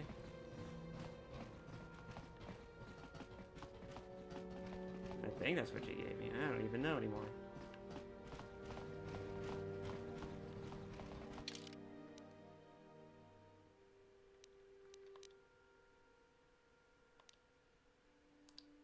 Okay, anyways. What did I get out of that? Does it tell me? It does not. Completed?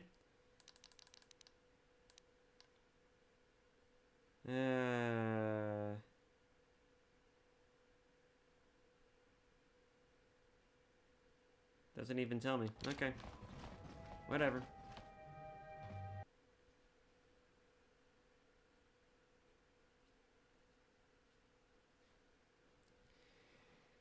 Ooh-wee. Alright. So Bendak's done. Dia's quest is done. All that's left is to go do the other bounties, the other two bounties, and then we're done. And we just go turn them in. I think Largo's or Patrick's was another one that was something that we can choose not to do if we so chose to do so.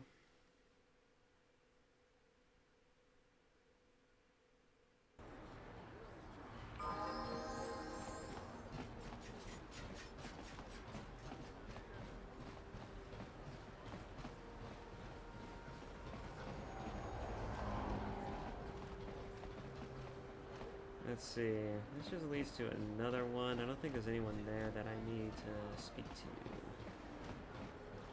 Unless that Matric character's over there. I don't know. Might as well be safe and just go chat and check. It's been a bit since I've looked around through these parts.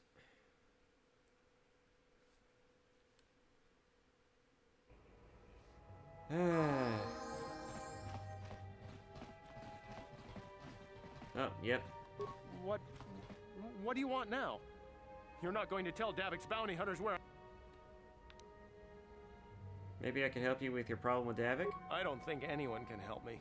I owe Davik money, and I was late with the payment. So he went to Zach's in the bounty office and put a price on my head. I've been hiding here ever since. But sooner or later, someone will find me. Unless I somehow come up with another 200 credits. I'm a dead man. Just hand him 200 credits. Part of me just would think it'd be fun just to kill him and then be done with this, but... Here, have 200 credits. You'd give 200 credits to a stranger just to help them out? I don't believe it. Well, thank you. Now I can pay off Davik. Oh, thank you. You've saved my life. I better go give this to Davik right away.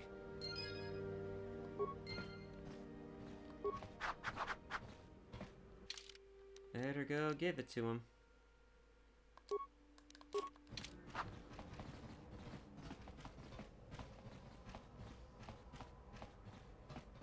Don't get killed on your way there, though. Revan's flagship was destroyed when Malik turned against his ally. The apprentice became the master. Yep.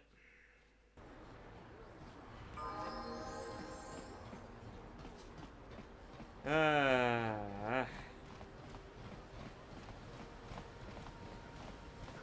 I've been keeping my ear down on some recent Star Wars news, and other than the Ahsoka series, the Acolyte series is supposed to be this big thing that that Lucasfilm and I believe the big head honchos of Lucasfilm are really excited about.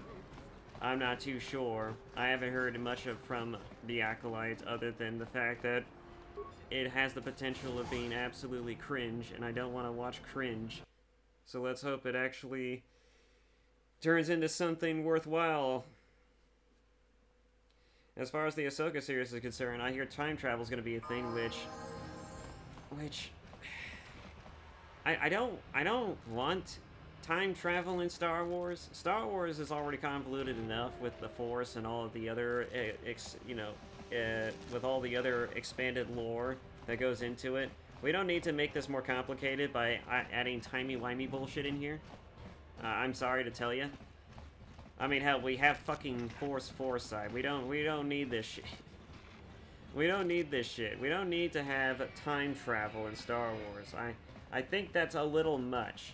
And I don't care if Disney reset the canon. I don't think it's necessary, especially if you're just gonna add more to this shit.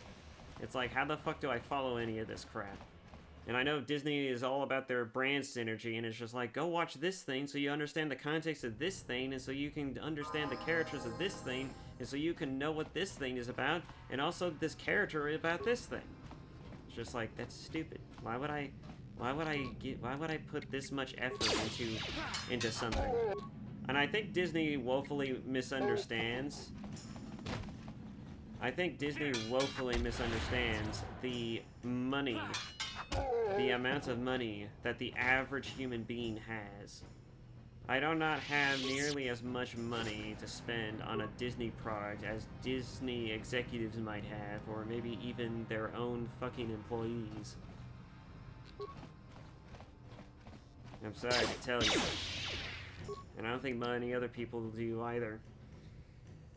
Because, you know, most people live rather very modest living situations. Very modestly.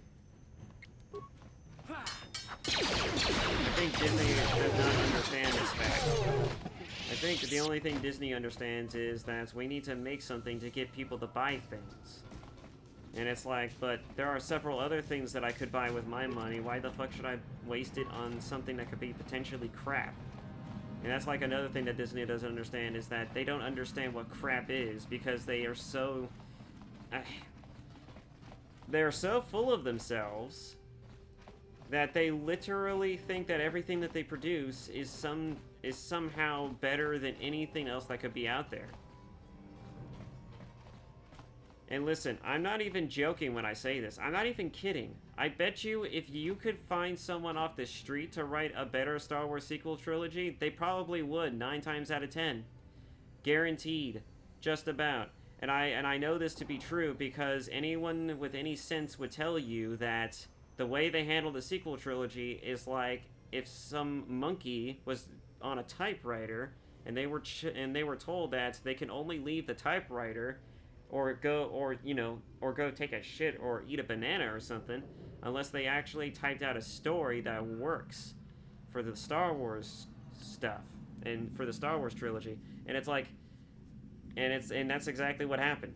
And that's exactly what they produced, and that's what it felt like. Watching those movies was like watching a monkey basically typewrite a fucking nonsensical story out of its ass for bananas.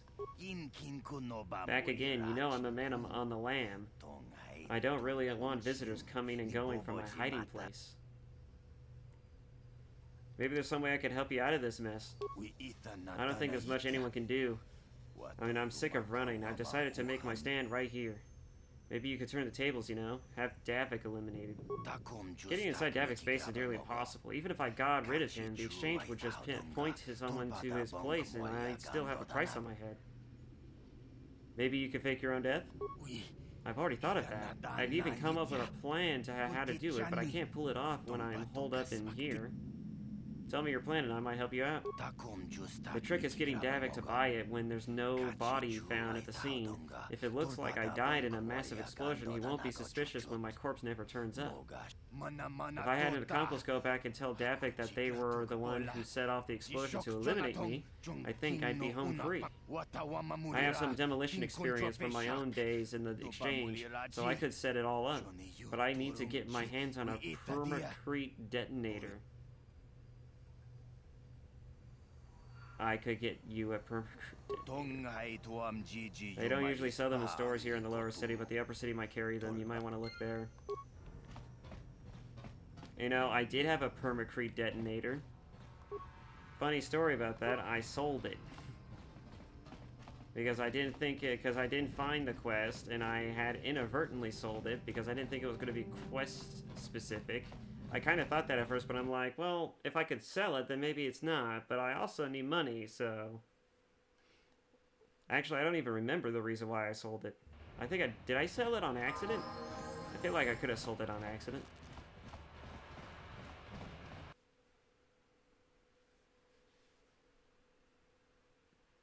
I don't even remember who I sold it to. I think it was that one guy.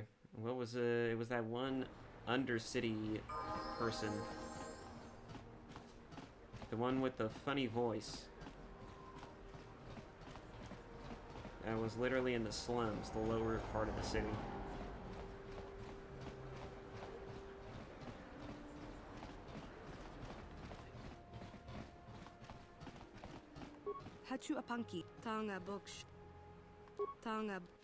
Let me see your stuff. I want to see what you got.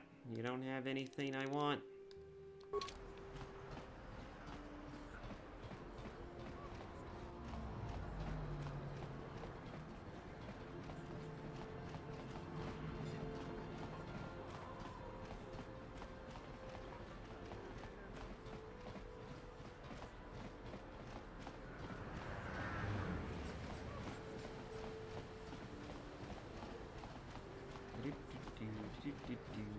Alright. I don't know if they'll resell it at one of these vendors, but let's hope.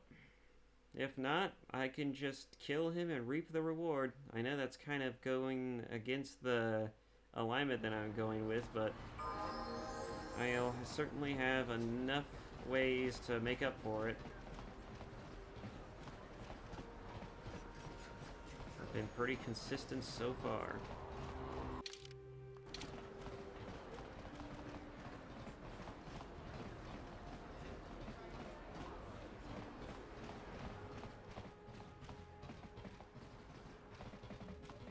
Hey, look who's back! If times weren't so... Yep. Let me just get your stuff. And you don't sell it. Alright. I was afraid of this. I was afraid of this. Oh well. And I'm pretty sure I sold it to the guy in the lower city, the slum area, so I'm not sure what to say about that. Last place I can try is the... No, I don't think that guy would sell it either.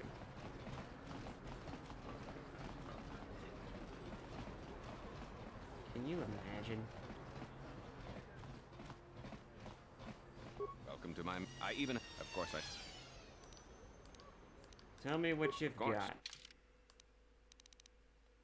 Rackle serum. Alright.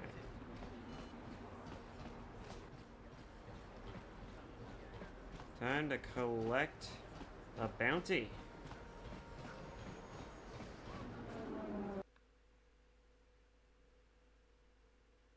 We need the credits, boys. We need it. We need the credits. Without the credits, we are nothing.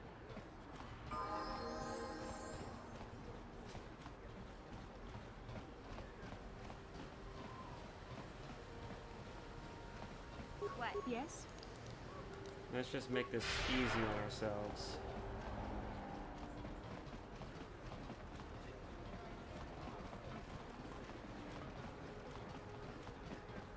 The evil No, don't mind me, just brandishing a lightsaber out in the middle of public. And in front of a Sith. Totally not inconspicuous or strange.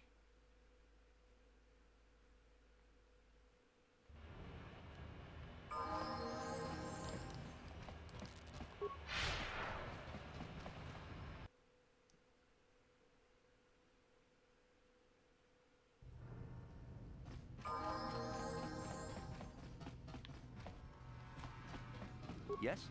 What? I'm here. Yes? Alright.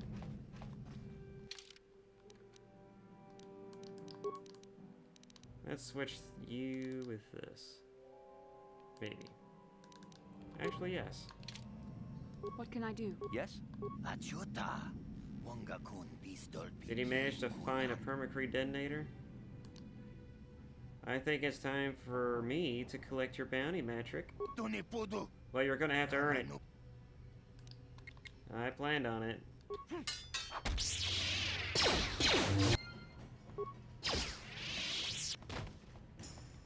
Sorry, Matrick. But I need the money.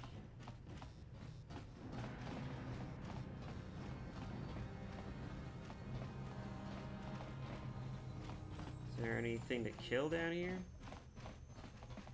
The roving weirdos respawned at one point. I thought for a second that maybe they would respawn again, but it doesn't seem like it. Alright.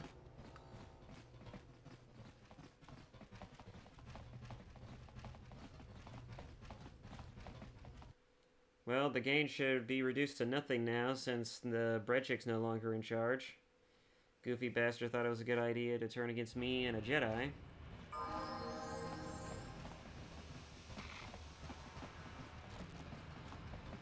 Ay, ay, ay. Javier's Cantina. Alright, let's go ahead and look at my quests.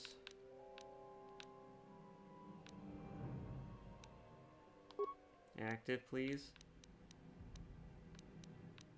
Yep, those are the only ones.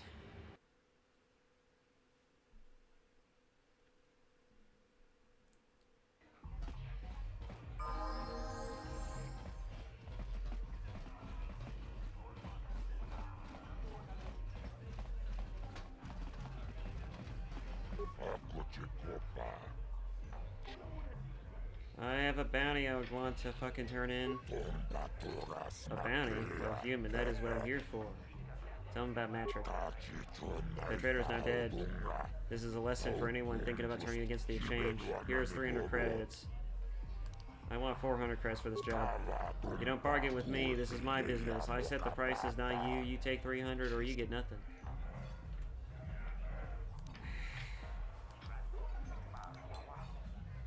Sure. You did good work, human. There's lots of bounty hunters on Taris, but most are lazy. I got another one. Bendak.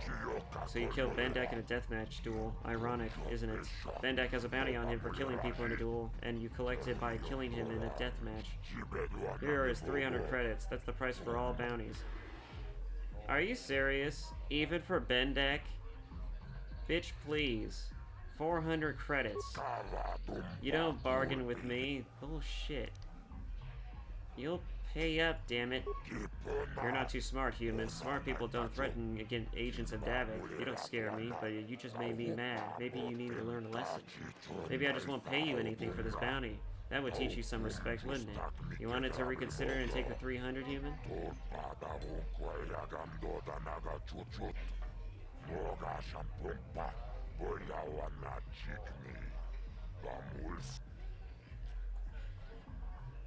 You can't talk to me like this. Oh boy. Fine, I'll take it. You do good work, human. Blah, blah, blah. All the information is in your datapad already, but if you don't want to look there, then da-da-da. I already did them all. Tell me about... no. Done. God, you're an asshole. Alright. Bendak for 300 credits. You're an asshole. I can't believe that.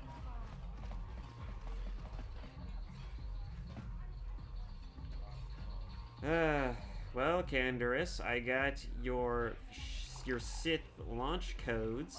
I figured you'd be back. Neither of us is getting off this planet unless we work together. Now, I know the Sith military base had a break-in, and I know it was you. I know you've got those departure codes I need. So what do you say? We join forces, and I can get you inside Davik's base, and right to the Ebon Hawk. We can go right now. I have a few things I need to take care of. Okay, let's join up, but how are we gonna get it? Yeah, okay, let's join up, but how are we gonna get inside, get me inside the Davik's estate? Davik's always looking to recruit new talent. I'll tell him how you won that swoop race and mention that you're interested in working for the exchange. I'll say I brought also you mention in that so I he killed can check Bendak you out. Starkiller. He'll have you stay at his estate for a couple of days while he runs some background checks on you. That's standard procedure. This is too risky. We should find another way. You got another plan, sister? Or are you just objecting because you didn't think of it? No, I don't have another plan. I would rather not place my life in your hands, however. I can say the same about you. That makes us even. Fortunately, we both want to get off this rock, right? While Davik's checking you out, we steal the Ebon Hawk and escape Taris. Come on. I've got an airspeeder nearby to take us to Davik's estate. The sooner we're off Taris, the better. I agree. Candaris has joined your party. Candaris has a special cybernetic implant that regenerates minor wounds. And he's gonna be basically stuck in the party.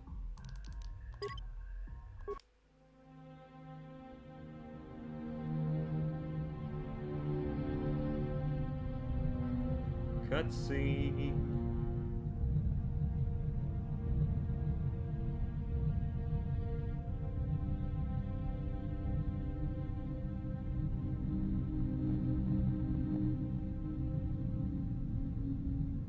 It's a Sith dreadnought.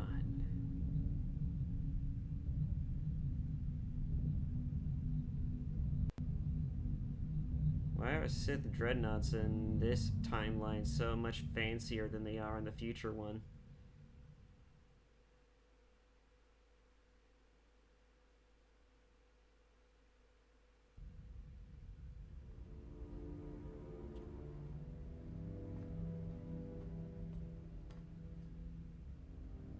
You summoned me, Lord Malik.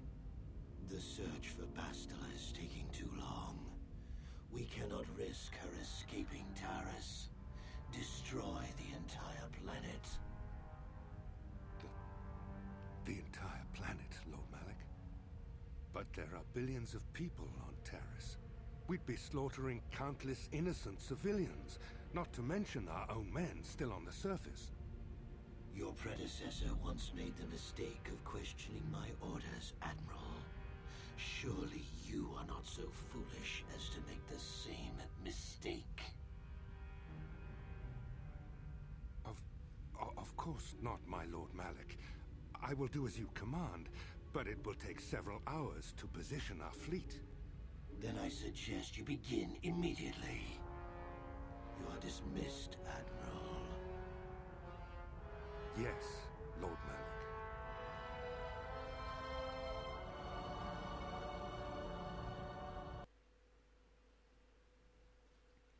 Is it just me, or is Malik a lot cooler than I thought he looked in before this? Is it just me, or am I just... So, Candaris, oh boy. I see you've brought someone with you. Most intriguing, if I do say so myself.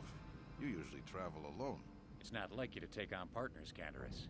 You're getting soft. Watch yourself, Callow.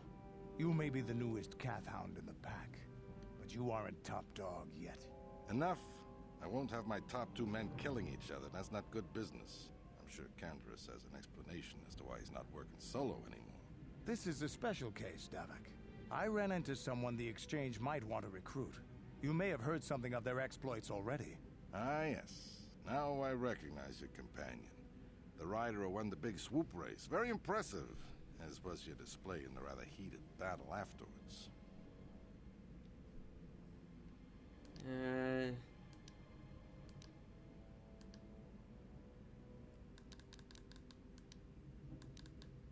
Good to finally meet you, Davik. My name's Aiden Kasra.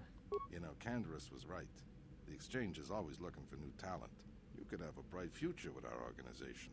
With a recommendation from Candaris and a thorough background check, you could become part of the exchange. Many would kill to prove themselves worthy of this honor. You sure about that? Your offer intrigues me, Davik. Come with me. I will give you a tour of my operations. I'm certain you'll be most impressed. Ah, there she is. The Ebonhawk, my pride and joy, the fastest ship in the Outer Rim. Note the state-of-the-art security system I've had installed to protect her.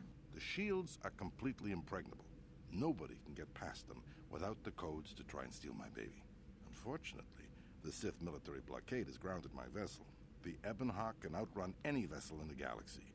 But even she isn't fast enough to avoid the auto-targeting laser cannons of the orbiting Sith fleet. I am, of course, working on acquiring the Sith departure codes so that I may come and go as I please. However, progress has been slow. But we should continue our tour. You almost sounds like a mob boss indeed. These will be your accommodations. The slave quarters are just down the hall. If you need anything during your stay, food, a massage, feel free to call upon their services. If all goes well with your background check, you will be invited to join the exchange. I'd advise you to accept the offer when it comes, or suffer the dire consequences of refusal. Or suffer the dire consequences of refusal. That basically makes it sound like I have no fucking choice. Am I a prisoner here? You will stay in these rooms as my guest for the next few days. I will not accept no for an answer. Feel free to visit the slave quarters at any time during your stay. I must warn you that if you are found anywhere outside the guest wing during your stay, or if you bother my other guests, my security forces will deal with you most harshly. I will return after the investigation into your background is complete. Until then, make yourself comfortable. Come, Callow. Let us leave our guests in peace.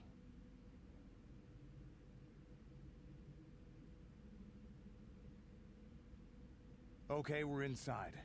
Now all we have to do is figure out a way to get past the Ebonhawk security system, and we can get the rest of your group off this planet. No sense waiting around here, though.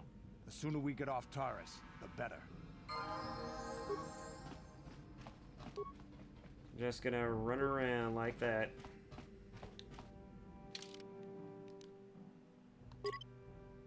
You would be a dark side alignment person.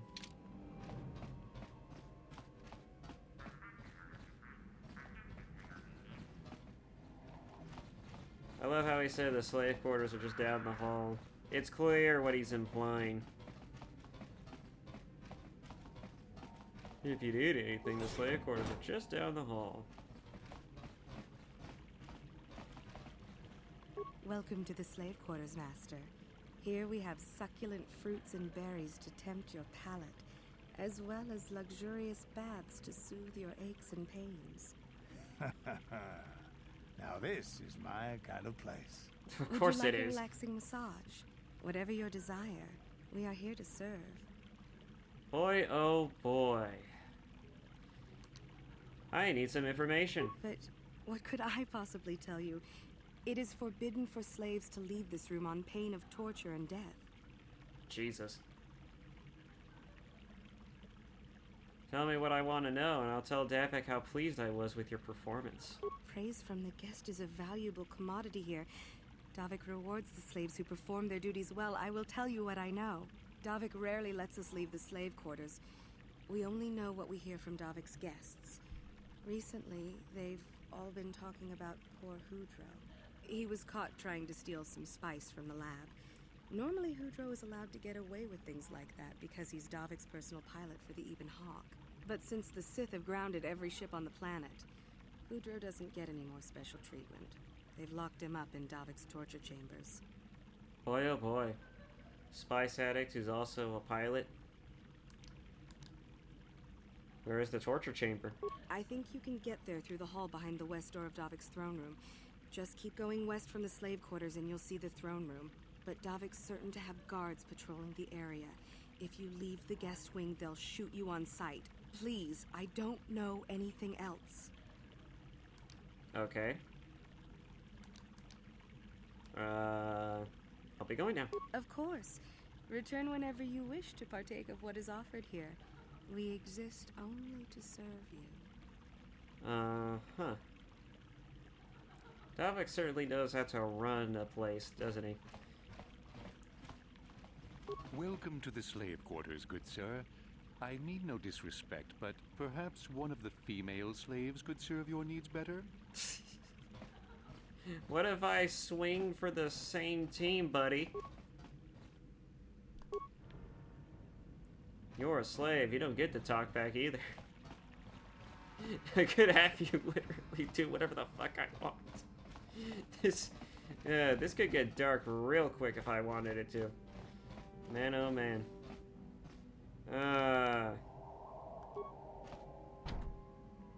Well, that figures. Huh?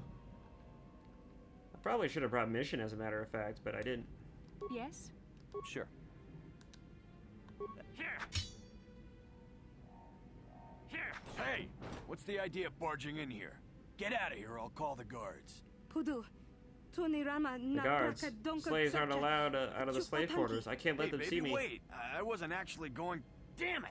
Okay, great. You just scared off my date for the night. So you better explain yourself before I lose my temper and call the guards. She just fucking disappeared.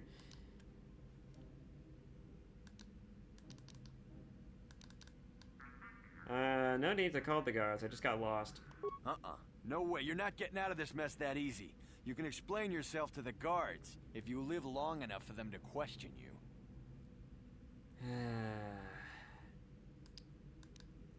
Oh, he's a bounty hunter. Interesting.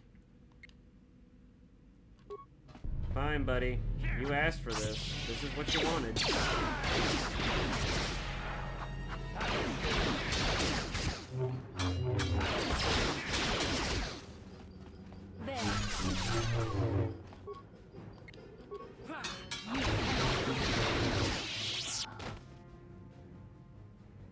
Hey, Candaris, I know you got a thing going on with being just clothed and everything, but you could stand to have some threads.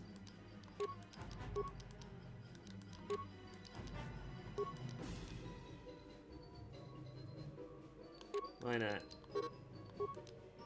You're more of a gun type anyways.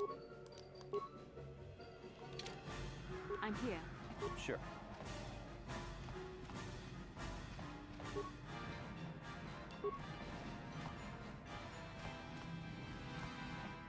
Everybody look out.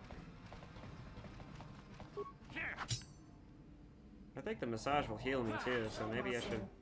Who are you? Why are you here? Get out, or I'll be called guards.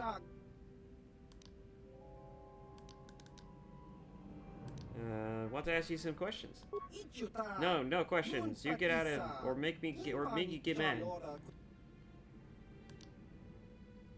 Wait. Oh, that's some fucking threatening right there. Okay, settle down, I'm going. Get out, don't bother me.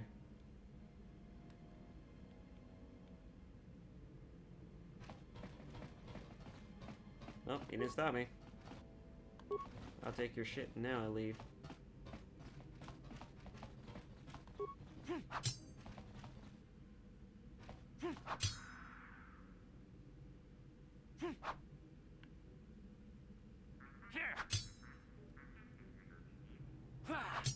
This is going well. Boy, oh boy.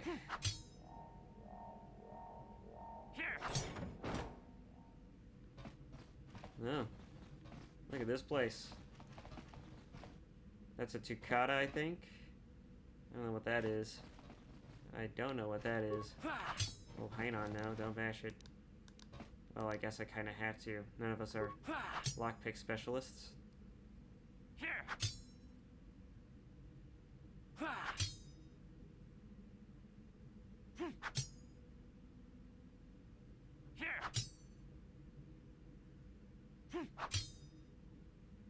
Better to have some rewards than no rewards at all. Neat. Ring core head.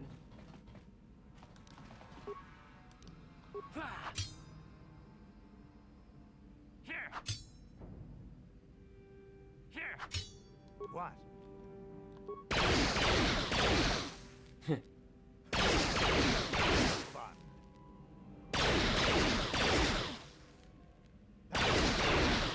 Yes? You seriously can't blast that open? Come on. Bastila, show these fools how it's done.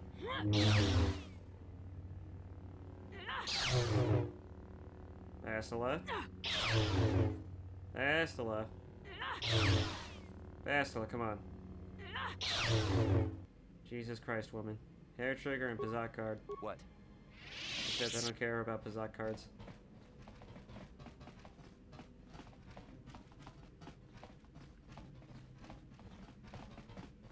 Nothing in here worth taking. I think I already checked this. I must have. Yep.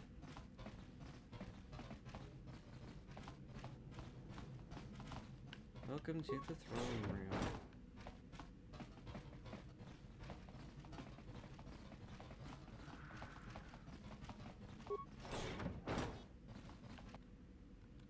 There's a Doros and another Doros and a Rhodian.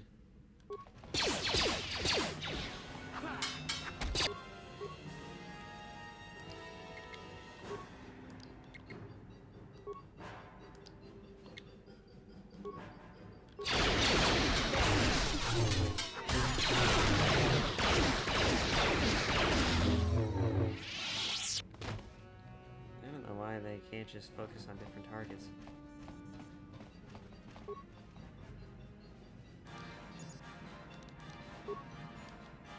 No, we'll just bash our way through all of the bullshit here. Yes? Sure.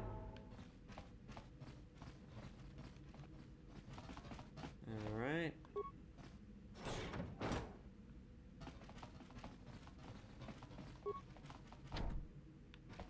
This must be the Hainer.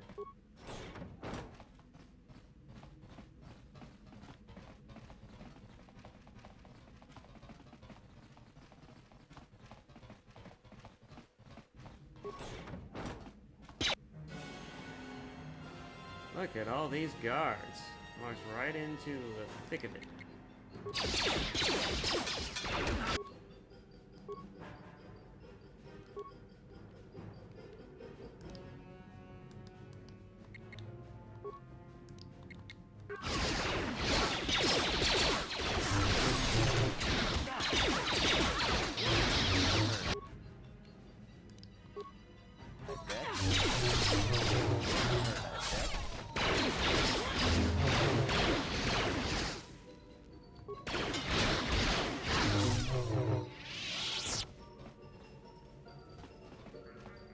We're just going around killing them all.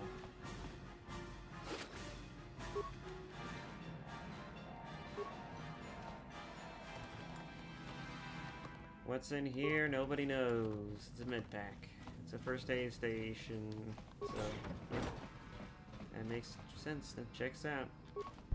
Oh no, a Trandoshan. Say it ain't so.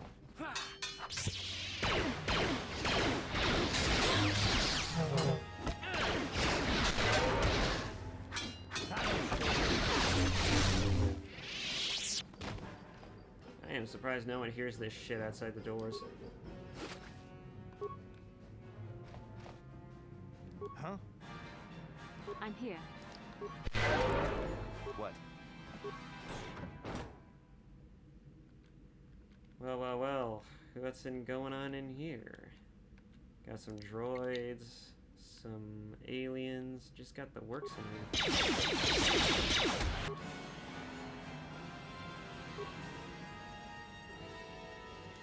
I don't like that guy. Use power shot on him.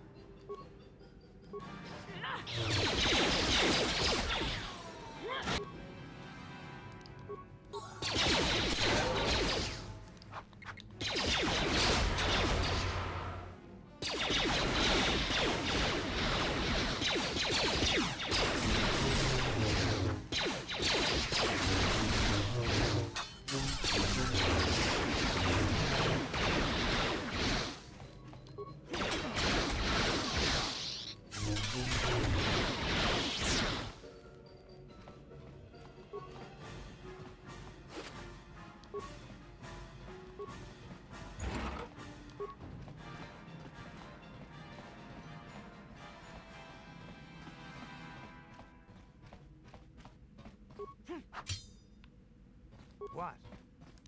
Yes? Sure.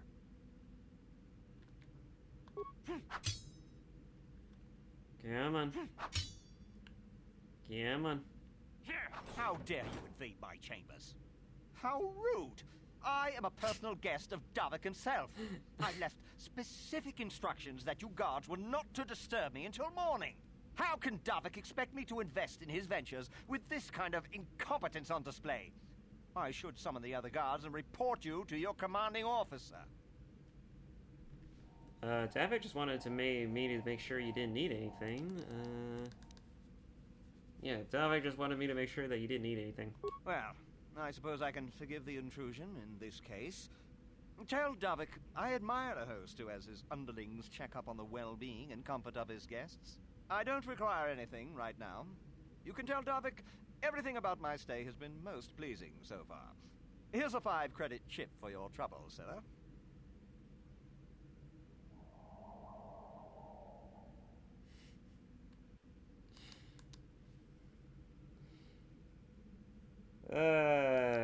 Thank you, sir. Now scurry on back to Davik.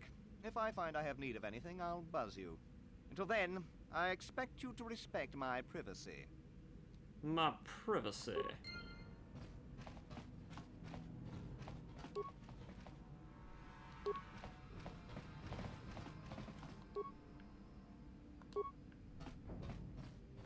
Ay, ay, ay.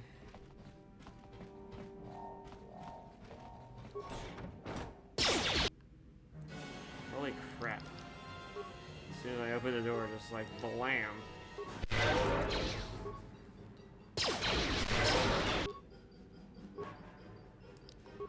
Well, get in there. Don't wait on me.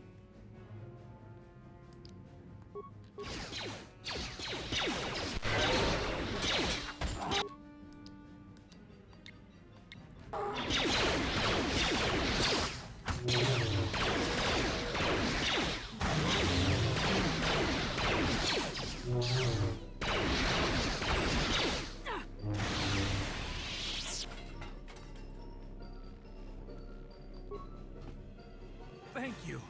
You have no idea what it was like in that torture cage. I don't know how much more I could take before going mad. Okay. There's a matter...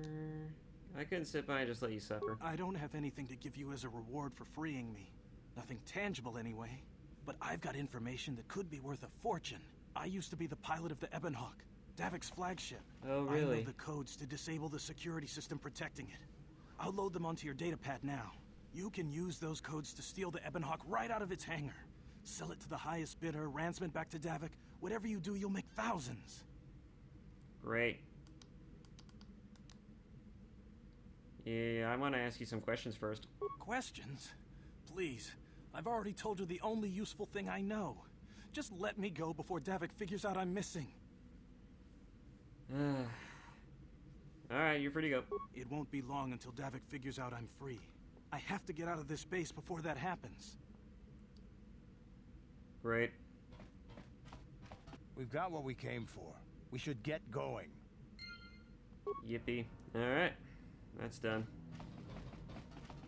Ay, ay, ay.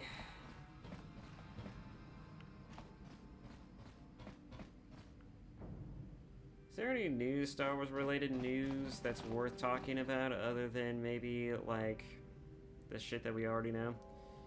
Because the only other thing that I could possibly talk about is the High Republic, and I don't want to talk about the High Republic, because the last time I heard anything about the High Republic, it was about the memes that were born from it. Yes?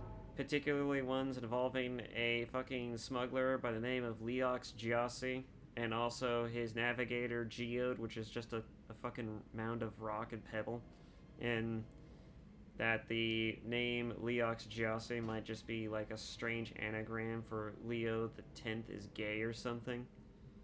Which apparently he's a historical figure who actually is a rather disgusting individual, so why anyone would base that off of someone like that is it's a little questionable, but I don't know. I mean, that's what I've heard. I haven't looked the guy up. Maybe I will.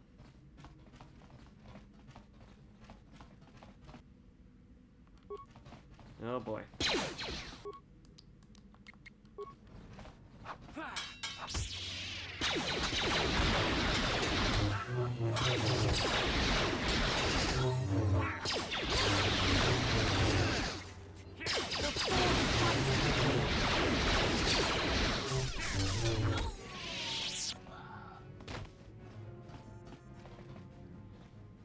I have no idea what to even say about the High Republic, because even in that one specific context, they ride a ship. It's like 3 people, Leox, some random chick, and then a rock. They fly a ship, and it's apparently called the Vessel. Yeah, the Vessel. They couldn't come up with anything cooler than that.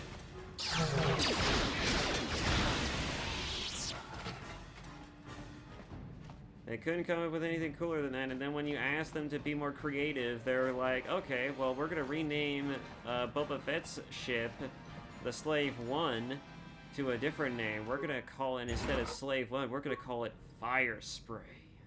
And I'm like, no.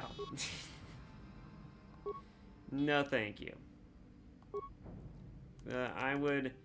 I do not need the ship to be called Fire Spray. Very unnecessary. Very unnecessary. The last name was cooler.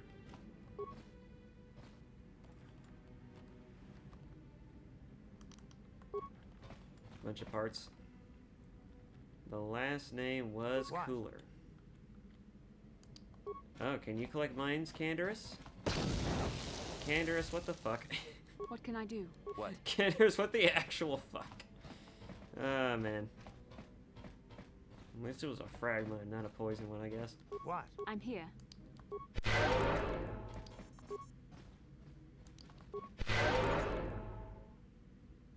Yes? Is it just me, or does your sprint last a lot longer?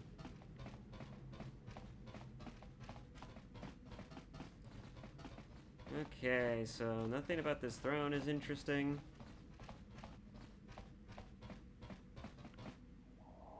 Okay, this is where we started. We made a round trip. We made a round trip all the way around. Let's go ahead and take a look at the map. Make sure we got everything. Yippers, look at that. That's great, because now we get to get the hell out of here.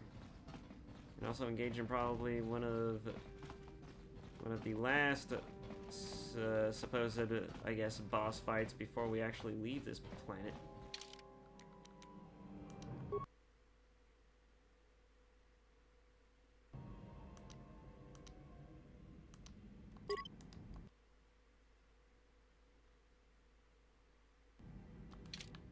All right. Damn those Sith, they're bombing the whole planet. I knew they'd turn on us sooner or... Oh, look what we got here. Thieves in a hangar.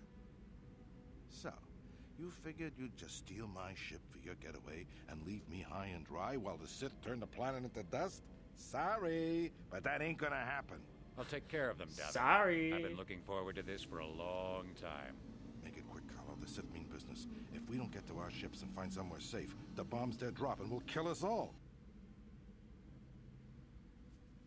Boy, oh boy.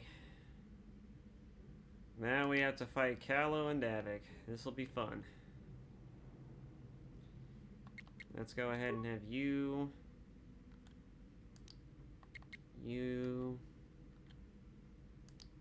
Let's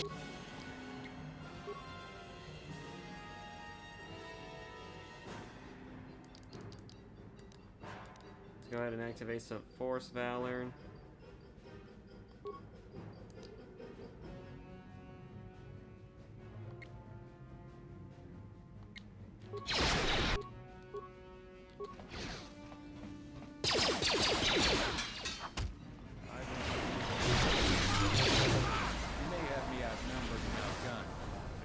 Down, I'm taking all of you with me. This thermal detonator will blow us all to bits.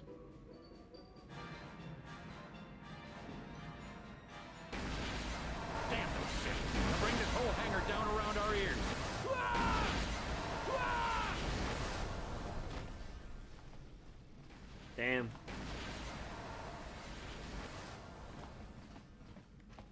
Hello got crushed. Ow. Took some damage there. Well, time to board the Ebonhawk before I fucking die. Do you wish to board the Ebonhawk? Board the Let's Ebonhawk. get this ship fired up. We'll pick up the rest of your friends and then we'll have to get off this planet.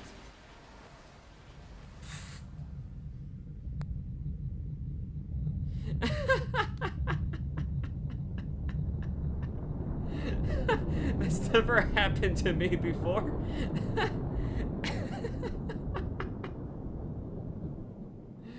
Just fucking dies. Just collapses mid conversation. It's fucking brilliant.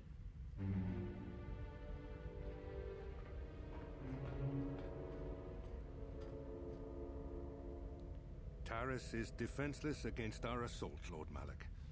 They are offering no resistance. The city is in ruins. Resume the bombardment, Commander. Wipe this pathetic planet from the face of the galaxy.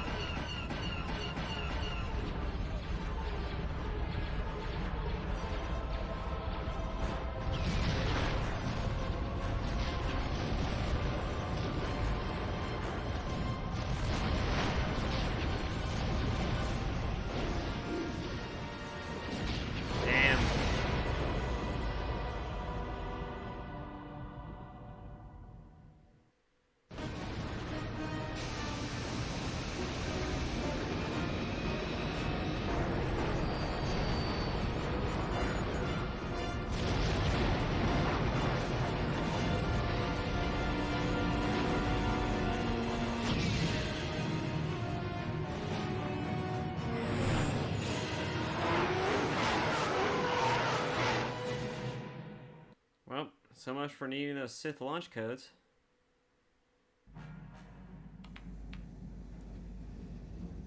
Plot a course for Dantooine.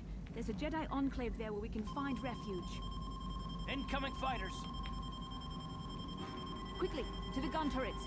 You have to hold the Sith fighters off until we get those hyperspace coordinates punched in.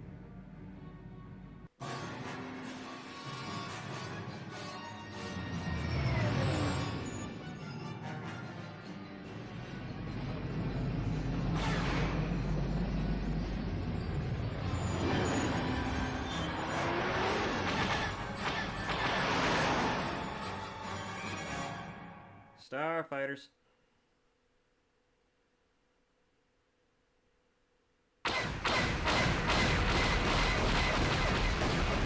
Got one. Got another one.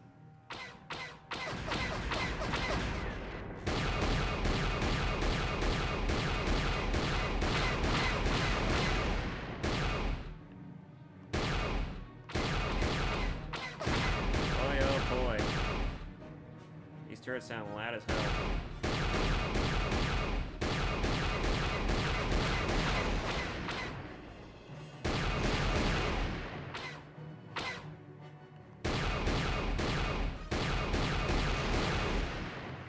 That's all.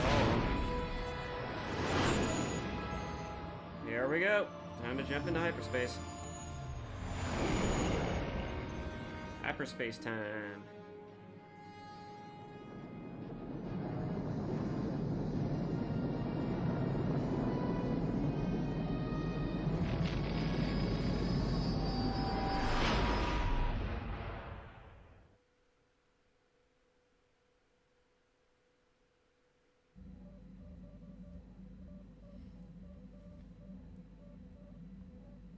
Dantooine. Seems like a lifetime since I last set foot on her surface. Though in truth, it's only been a few months. We should be safe from Malik here. For now, at least. Safe? You saw what his fleet did to Taris. There wasn't a building over 2 stories high left standing. They turned the planet into one big pile of rubble. Even the Sith would think twice before attacking Dantooine.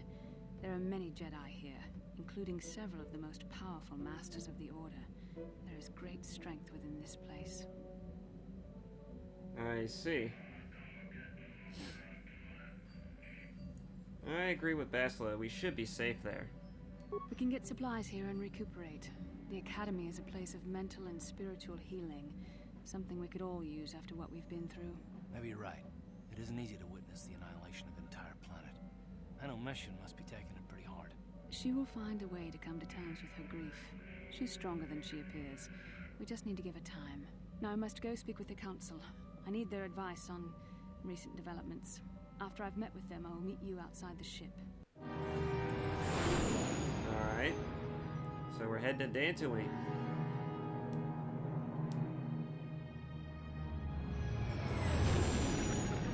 The one planet that rhymes with Tatooine and was mentioned offhand by Leia as a lie to throw the Empire and the movies off the trail of where the plans were. That's literally its origin. Where are the Death Star plans? They're on Dantooine. I've spoken briefly with the Council. They request an audience with you. We should go at once. An audience with the Jedi Council? It's pretty unusual for someone who isn't even a Jedi. What's this about, Bastila? I'm sorry, Koth, but I cannot tell you. All I ask is that you trust in the Force and the wisdom of the Council. Well, I don't like being left out of the loop, but I'm not looking to get you in any trouble with the Jedi Masters. We'll do things your way for a while. Come, they're expecting us. I will lead you to the Council chambers. Until you have talked with the Jedi Council, you will be unable to switch characters in and out of the party. Well, that's some bullshit, but okay.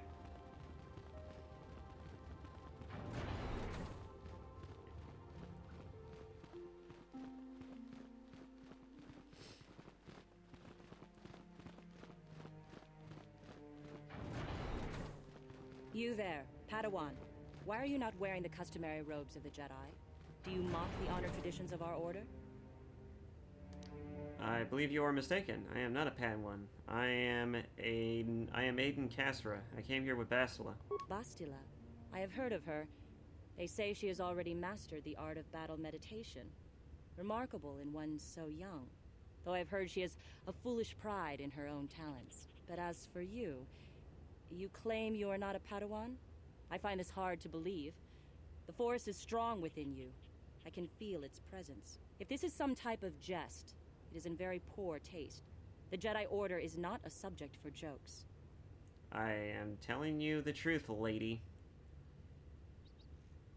I should say this, because this is literally not something you should do, which is accost random people for no reason. But I am telling you the truth. Please forgive the abruptness with which I first greeted you. It was harsh and perhaps unfair. My master often warns me that I must learn to control my emotions. I see I have much left to learn. I wish you a pleasant stay here on Dantooine. May the Force be with you. Well, at least she understands. At least she knows. Still stupid.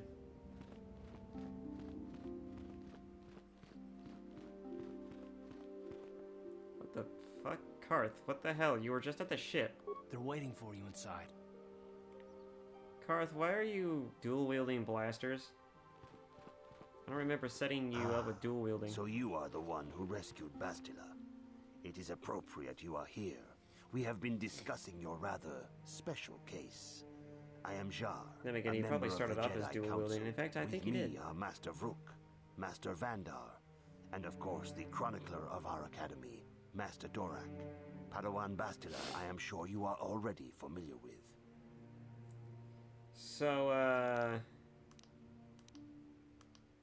isn't the Jedi Council on Coruscant? Yes. The High Council of the Jedi Order is on Coruscant. But we are the council in charge of the training facility here on Dantooine. What do you want from me? Bastila tells us you are strong in the Force. We are considering you for Jedi training.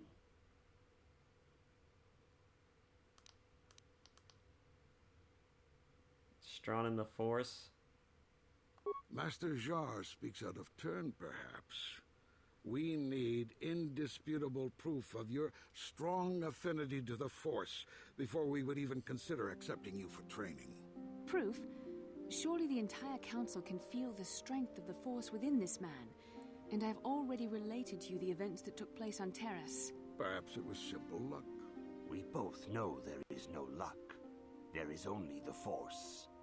We all feel the power in Bastila's companion, though it is wild and untamed. Now that this power has begun to manifest itself, can we safely ignore it? The Jedi training is long and difficult, even when working with a young and open mind. Teaching a child is hard. How much harder will it be for an adult to learn the ways of the Jedi?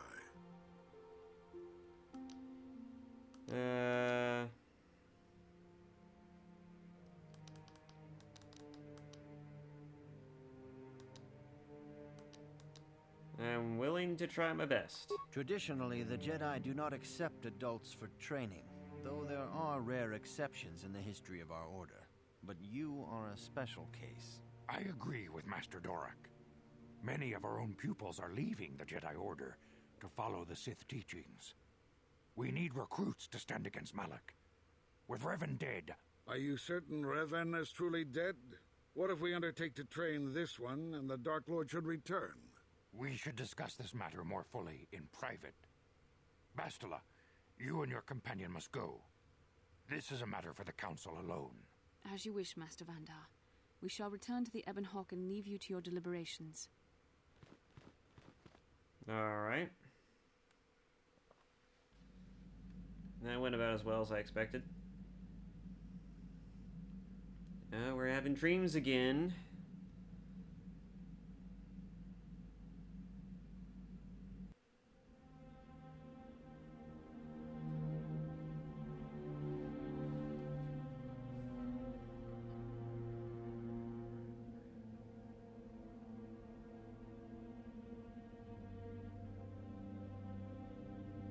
The dark side is strong in this place. I can feel its power.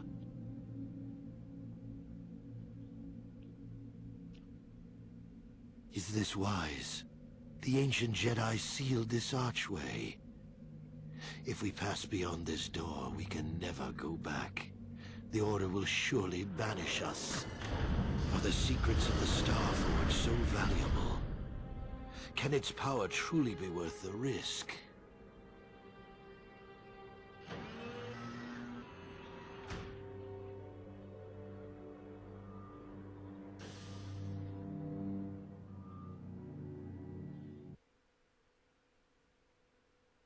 The final battles of the war took place out on the Galactic Rim. Revan and Malak came back changed. This morning's getting stranger by the minute.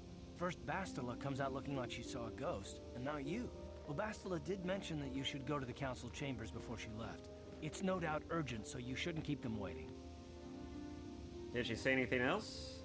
No, she didn't. She didn't seem well, as I recall, and for that matter, neither do you. Are you all right? I had a rough night. Let's go. You got it. Okay, just straight into it. Alright. We're taking mission. And why not Karth? Mission seems rather distant. Maybe you should talk to... Jesus Christ, really? Right now? Just immediately out of the gates? Okay. Speak to mission. Huh? Oh, sorry. I was thinking about Taris. I still can't believe it's gone. I mean, I grew up there and now it's just gone. Well, I guess that would be the immediate concern you would have.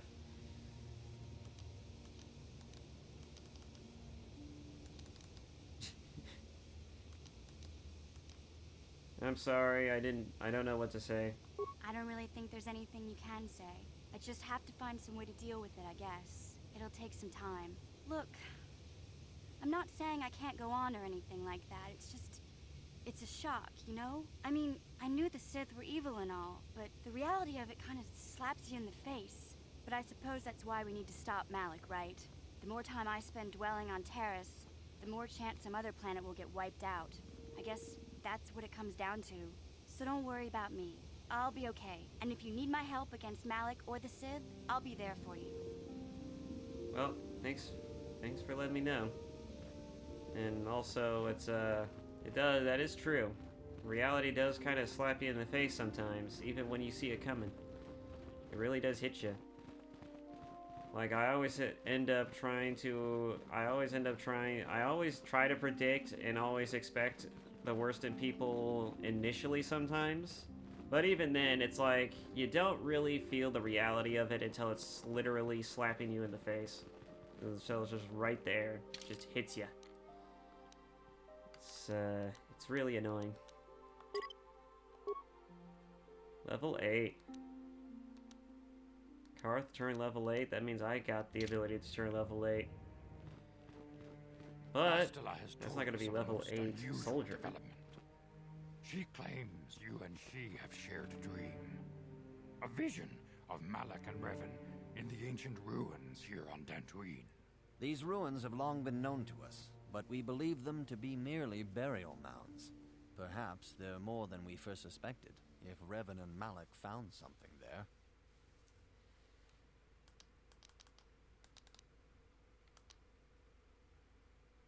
What? How would Bastila know if we shared a dream? She says she has felt your presence within the dream. The presence she has felt within you ever since... Master Vandar. Ever since Taris. It is not unknown for this to happen between two people strong in the Force. Bastila has described this shared dream to the Council in great detail. We feel it is more than a dream. It is a vision. The Force is acting through you, as it acts through Bastila. I am having visions now? You and Bastila share a powerful connection to the Force, and each other. This is not unheard of. Connections often form between master and student, but rarely does a bond develop so quickly. Whatever dangers may lie ahead, we cannot ignore the destiny that has brought you and Bastila here to us, together. I can't wait to see how they try to evolve this storyline in the remake. If they ever get around to doing that stupid thing, and if they do it properly. Christ. Are you saying I'm joined with her? You and she are linked, as is your fate to hers. Together, you two may be able to stop Darth Malak and the Sith. But do not let your head be filled with visions of glory and power. Such thoughts are the path to the dark side. The way of the light is long and difficult, as you must learn. Are you ready for such hardship? I mean, I'm ready for whatever awaits me. Understand that there is little choice in this matter, for you or us. Across the galaxy, the numbers of our order dwindle. We have sent many Jedi in quest of a way to thwart Malak's advance. Many have not returned. The Sith hunt the Jedi down like animals, ambushing and assassinating our brothers wherever they are found. We fear it is only a matter of time until they discover even this hidden refuge. Other Jedi have fallen from the light and embraced the dark side, giving their allegiance to the Sith and Malak, their Dark Lord.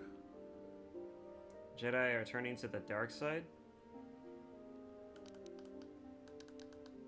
The lure of the dark side is not easy to resist. Malak's power grows as more and more planets fall to his conquering armies. If Malak is not stopped, the Republic will fall, and the Jedi will be hunted to extinction. The galaxy will enter a time of darkness and tyranny, not seen for 1,000 generations. The Council has decreed that you and Bastila must investigate the ancient ruins you dreamed of, once the Council deems you ready. Perhaps there you will find some clue, some explanation of how Revan and Malak were corrupted, and perhaps there you shall find a way to stop them.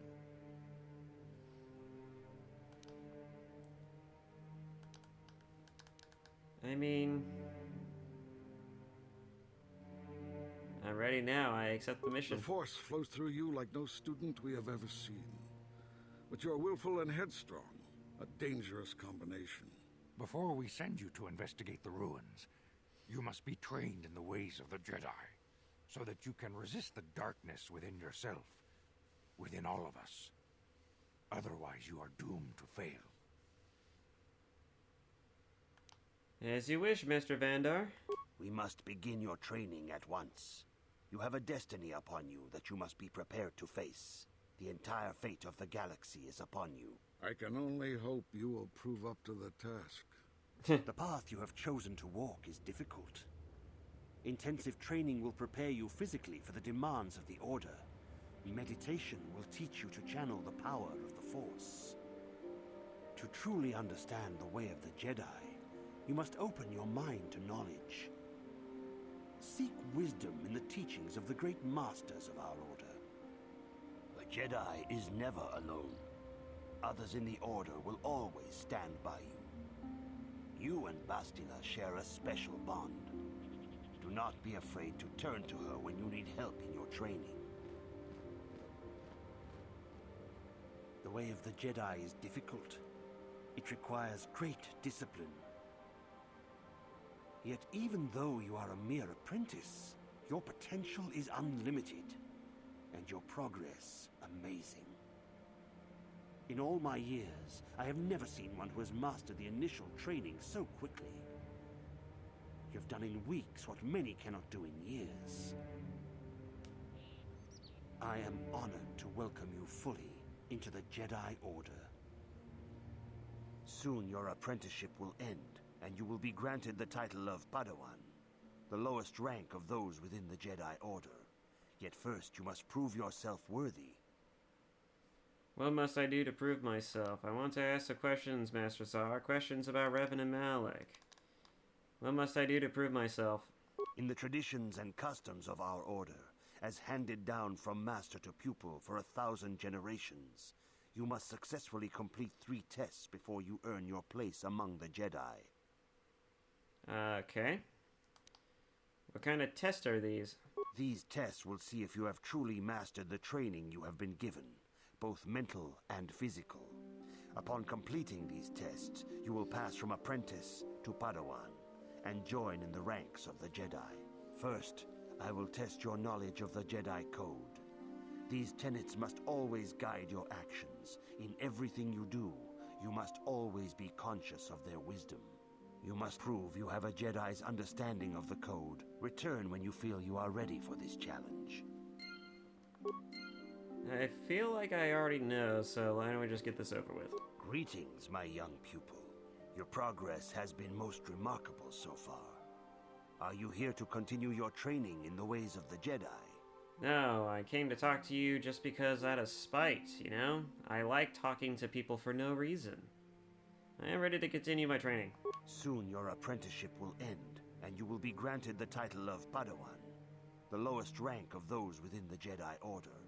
Yet first you must prove yourself worthy. In the traditions and customs of our Order, as handed down from master to pupil for 1,000 generations, you must successfully complete 3 tests before you earn your place among the Jedi. Is that so? I am ready for the tests, Master Zar. These tests will see if you have... First, I will test your knowledge of the Jedi Code. These tenets must always guide your actions. In everything you do, you must always be conscious of their wisdom. You must now prove you have a Jedi's understanding of the Code by completing these fundamental precepts of our Order. There is no emotion. There is peace. There is no ignorance. There is knowledge. There is no passion. There is harmony. I guess serenity. There is no chaos. Now there's harmony. There is no death. There is the Force. You have learned your studies well, apprentice. It will not be long before you are a full member of our Order. But first, you must pass the second test and learn about the most prized possession of a Jedi, the very symbol of our Order, the lightsaber. The lightsaber is the traditional weapon of our Order. It is a symbol of a Jedi's skill, dedication, and authority. And each lightsaber is as individual as the Jedi who wields it. The blade is made of pure energy, focused by polished crystals in the hilt. As the second test, each Jedi must construct his lightsaber with his own hands. And now it is your time. Speak with Master Dorak, and he will guide you through the choosing of a crystal. Great. We're just one step there.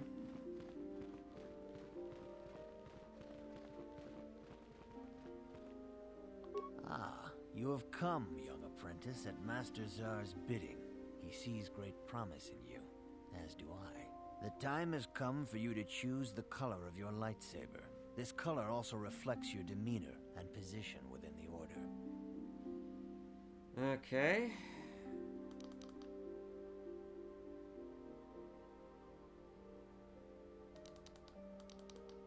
Why do I get set with a single color? What colors are there? Blue is the color of the Jedi Guardian. This Jedi battles against the forces of evil and the dark side. They focus more on combat training and use of the lightsaber. Yellow is the color of the Jedi Sentinel. This Jedi ferrets out deceit and injustice, bringing it to light.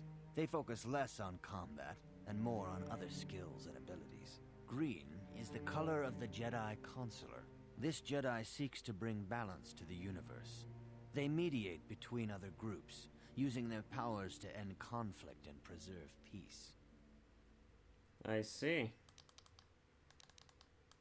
I already know what's gonna happen here if I choose to be either Guardian or Consular, but I mean, I have a good idea which one is the game's gonna recommend me based off of some of the questions he's gonna ask. But I'm gonna try and go for, I don't know if I want to go for Consular. I'm thinking about going for Consular primarily because I already have a combat-oriented class as a base. And I also but I kind of just want the benefits of having speech checks, so... Yeah, let's go ahead and do it. Let's try and be Consular. It's not the first time I've made mishmashed character traits. Indeed. We shall see. I will now ask you questions, and your responses will indicate which class you lean most towards. A woman and her small child are beset by a desperate-looking group of thugs. They're menacing her with weapons, and she screams to you for help. What do?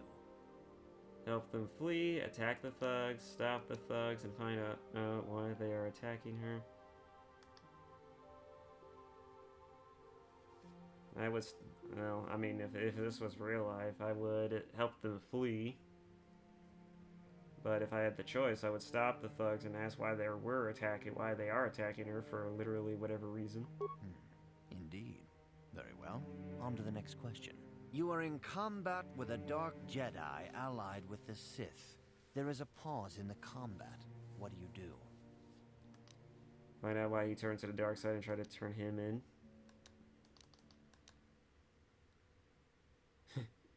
Try to see a weakness in his technique. Find out why he turned to the dark side and try to turn him. Yes, I suspected as much. Now for the next question. There is a locked door, and your goal lies on the other side. What do? Knock. I am beginning to see a pattern here, apprentice. I have a feeling about what you would be best at. But first, the final question. You are the head of an enclave on a contested world. The Dark Jedi have infiltrated and are causing unrest across the planet. What do? Try to lure them out into a trap. Coordinate with the planetary government to identify the infiltrators. That sounds like a better idea, actually. Yes, I thought as much. As I suspected, you would be most suitable as a Jedi Consular. Which color and path do you believe yourself most suited to, apprentice?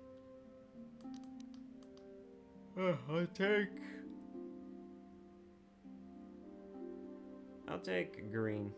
Here is a green crystal for your lightsaber. Go speak to Master Jar again, and he will... Sweet. Oh, just jumping right into it.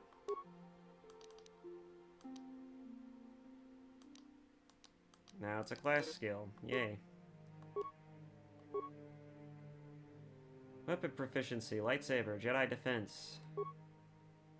Now's a good time to add that stupid dual wielding feat.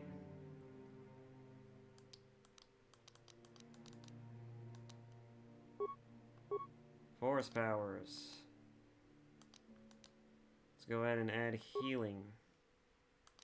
Oh, I got the ability to use two. Alright. Effect mind.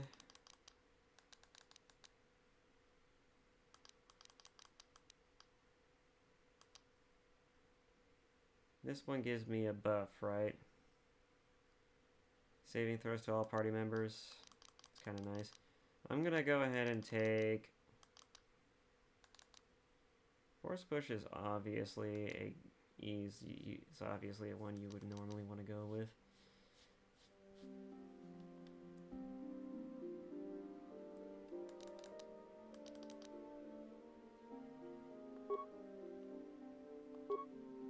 I'll just take lightsaber throw. I like that one. Alright. Now let's go ahead and rank myself up again. Oh, I can add a point to these things. Alright. Force points.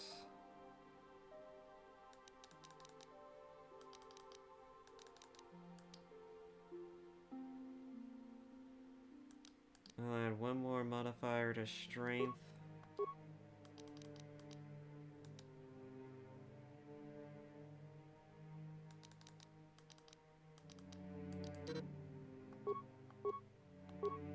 Alright, and one more force power.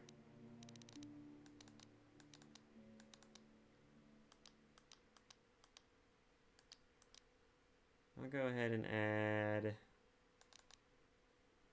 granted a 2 plus bonus to defense and all saving throws. I'd rather take this.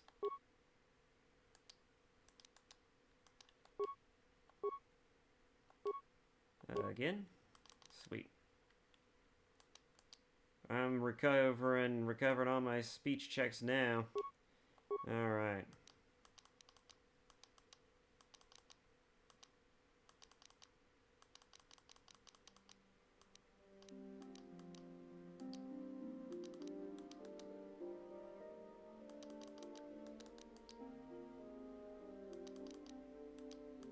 Let's see. I'm gonna add a point to... I want to add a point to Flurry, maybe.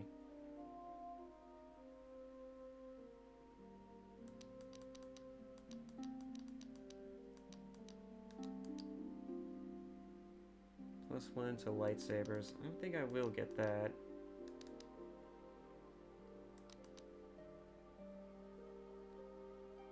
For all saving throws against characters' force powers, this feat is always active. Let's see, that allows them to better sense incoming attacks. This feat grants 2 plus to defense and is always active.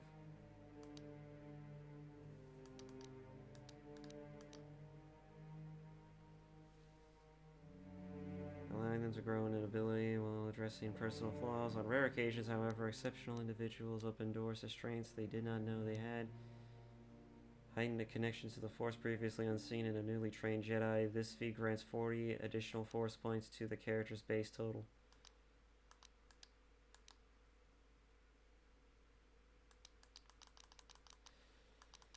Alright. I'm gonna go ahead and get Flurry. And let's go ahead and add another upgrade to Aura, since that's probably the best one here.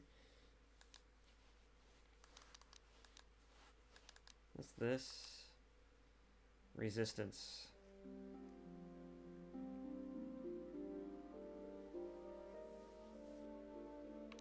Negating opponents, their effects, the attack makes an opposed roll of using... Yeah.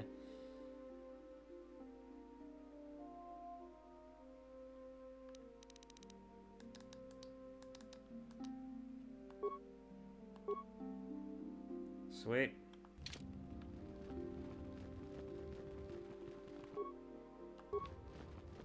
I guess I'll talk to you. Ah, good. Now that you have selected your crystal, we shall begin the construction of your lightsaber. Oh, I don't get a choice of what it looks like?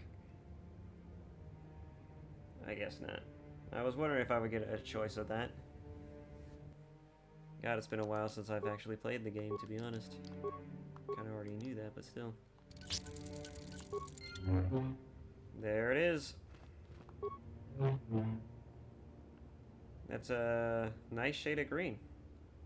It's actually a really nice shade of green.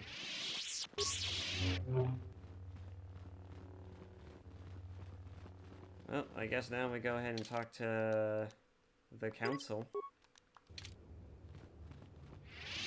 Good evening, apprentice. Very well. May the... I guess I gotta talk to Vandar then. You have done extremely well in constructing your lightsaber, apprentice. Their names are blurry. Your crystal seems to have been set perfectly. It is rare indeed for that to happen the first time one constructs their lightsaber. These crystals are very rare, found only in certain caves strong in the Force. By adding crystals to your lightsaber, you can alter or enhance its properties. There have even been unconfirmed rumors of certain Force-sensitive caves here on Dantooine that may hold these crystals. I can find crystals on Dantooine?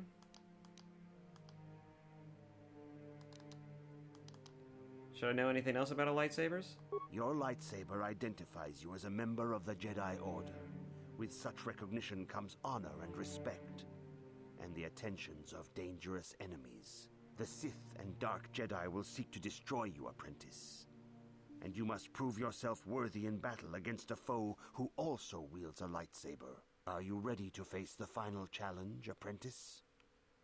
I am ready to face the third trial. For every Jedi, the threat of the dark side is always present. You must truly understand this before you are accepted into the Order. You must see the corruption of the dark side for yourself. Even here on Dantooine, there are places where the dark side holds sway, twisting and tainting nature itself. The ancient grove once used for deep meditation by the Jedi is now tainted. A wave of darkness perverts the region around it. The Kathhounds in the area have become savage and ruthless. They have become a threat to the settlers, a threat the Jedi have promised to stop.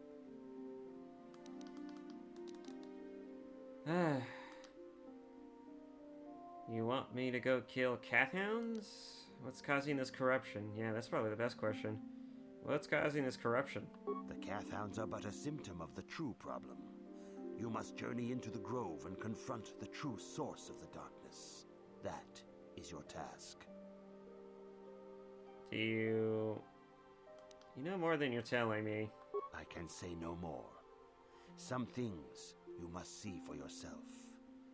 None of the other Jedi at the Academy are permitted to help you in this task. But remember this, my young apprentice. A Jedi acts with patience and care, and those on the dark path are not always lost forever. The dark side still taints the ancient grove. Your lessons cannot continue until the spreading corruption of the dark side has been stopped. This is your task, apprentice. May the Force be with you. Alright. There's our mission. I guess I gotta go do that now. Greetings, young apprentice. Have you come? As a chronicler of the Academy here on Dantooine, I probably shouldn't skip I that. feel it is my duty to share the history of our order with the newly initiated. Unfortunately, our recent history is one of tragedy and bloodshed. The Mandalorian Wars, the fall of Revan and Malak, the rise of the Sith. There are important lessons to be learned from these events, if we do not wish to repeat the mistakes of our past. And yet we keep seemingly repeating the same mistakes. Isn't that funny? Alright. I am eager to learn, Master Dorak. Of course, I could not tell you the entire history of our order. The Jedi have existed for thousands upon thousands of years. We are as old as the Republic itself. Instead, I will begin 40 years ago with the War of Exar Kun. Like Malak and Revan, Exar Kun was a Jedi who fell to the dark side and led an army against the Jedi and the Republic. Exar Kun was defeated, but the war left both the Republic and our own order severely weakened. For 20 years we struggled to rebuild, trying to erase the scars of the terrible conflict. Okay. What does this have to do with Revan and Malak? All things in time. You shall learn that history is an intricate weaving of many events. No one thing can be understood without the proper context. 20 years ago, the Mandalorians, aware that the Republic was in a weakened state, began conquering small worlds on the Outer Rim. They were careful to choose only planets outside the Republic's jurisdiction. After much debate, the Senate chose not to intervene. As long as the Mandalorians avoided planets that were members of the Republic itself, there would be no retaliation. That's... that is a big mistake right there. Well, you can hardly blame the Republic. The memory of war was fresh in everyone's mind. Nobody was eager to relive the horrors in a campaign against the Mandalorians. But in the end, it was unavoidable. The Mandalorians stockpiled resources from their conquered worlds, preparing for a massive assault. 7 years ago, they launched a simultaneous attack in 3 separate sectors of Republic space. The Senate had no choice but to retaliate with the entire Republic fleet. The Mandalorian Wars had begun. What about Malak and Revan? The Republic petitioned the Jedi Council for aid, but there were many factors to consider before we allowed ourselves to be drawn into another conflict, so soon after the war with Exar Kun. While the Jedi Council preached patience, there were many among our order who were eager for us to join the battle. 2 young knights in particular demanded immediate action, Revan and Malak. They rallied many of the Jedi to their cause, and against the wishes of their masters, joined the Republic fleet battling the Mandalorians. Revan was a brilliant military leader, and the Republic fleet began to win victory after victory. 4 years ago, the Mandalorians surrendered unconditionally. I see. So Revan did the right thing. No one is denying that Revan was one of the keys to defeating the Mandalorians. But something happened out there on the Outer Rim. Instead of returning after the war's end, the ships under Revan's command went deep into unexplored space. They claimed to be searching for the last remnants of the Mandalorian fleet. All contact was lost. For many months, it was assumed some great disaster had befallen the entire fleet. Everyone thought they were dead. There were unsubstantiated rumors of Revan and Malak being seen on a number of different planets during these months. Scattered sightings that were never confirmed. Where did they disappear to? Perhaps they simply went far beyond the edges of Republic space. Maybe they found previously undiscovered hyperspace routes to the ends of the galaxy. Nobody knows for certain. 3 years ago, Revan and Malak returned at the head of a massive invasion fleet. Revan had assumed the title of Sith Lord. The hero had become a conqueror. Well, that sounds like a serious problem, doesn't it? It sounds like one that could have been easily predicted too. You might as well should have saw that one coming a mile away. But, yeah. So, how did Revan get so many followers? Initially, the bulk of the Sith force were former Republic soldiers who had served under Revan. With each conquest, thousands more flocked to join the invaders, swelling their numbers. Even many of our own order have betrayed us, lured by Sith promises of riches and power. But what is more disturbing is the size of the Sith fleet itself. Some of the ships in the Sith fleet are those that were under Revan's command during the Mandalorian Wars, but many more are of an alien design we've never seen before. The source of this massive fleet is one of the many things about the Sith we cannot explain. It seems impossible to have created it in such a short time, yet we cannot deny its existence. So, what happened next? For 2 years, the Sith were all but invincible. Fortunately, Bastila and her battle meditation allowed the Republic to win a few key victories and kept the Sith from total triumph. In desperation, we set a trap for the Dark Lord. Bastila was with the strike team that tried to capture Revan, as you probably know. She was there at Revan's end. That was nearly a year ago, but things have not improved.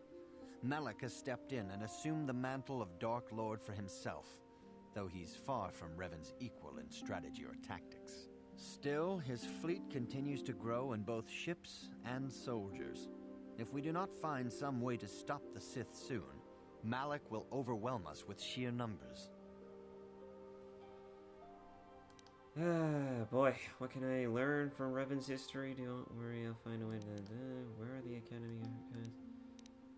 What can I learn from Revan's history? Revan's tale shows us how even the greatest of Jedi can fall to the dark side. You must always be on guard against the evil that dwells within you. Think hard upon this lesson.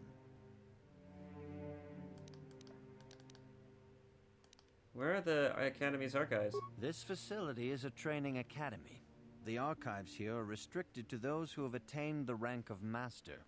We must protect overeager Padawans from being exposed to dangerous knowledge. The pursuit of knowledge is a noble goal, but there are some things that require the wisdom of a master to truly understand. You should ponder the history of Revan.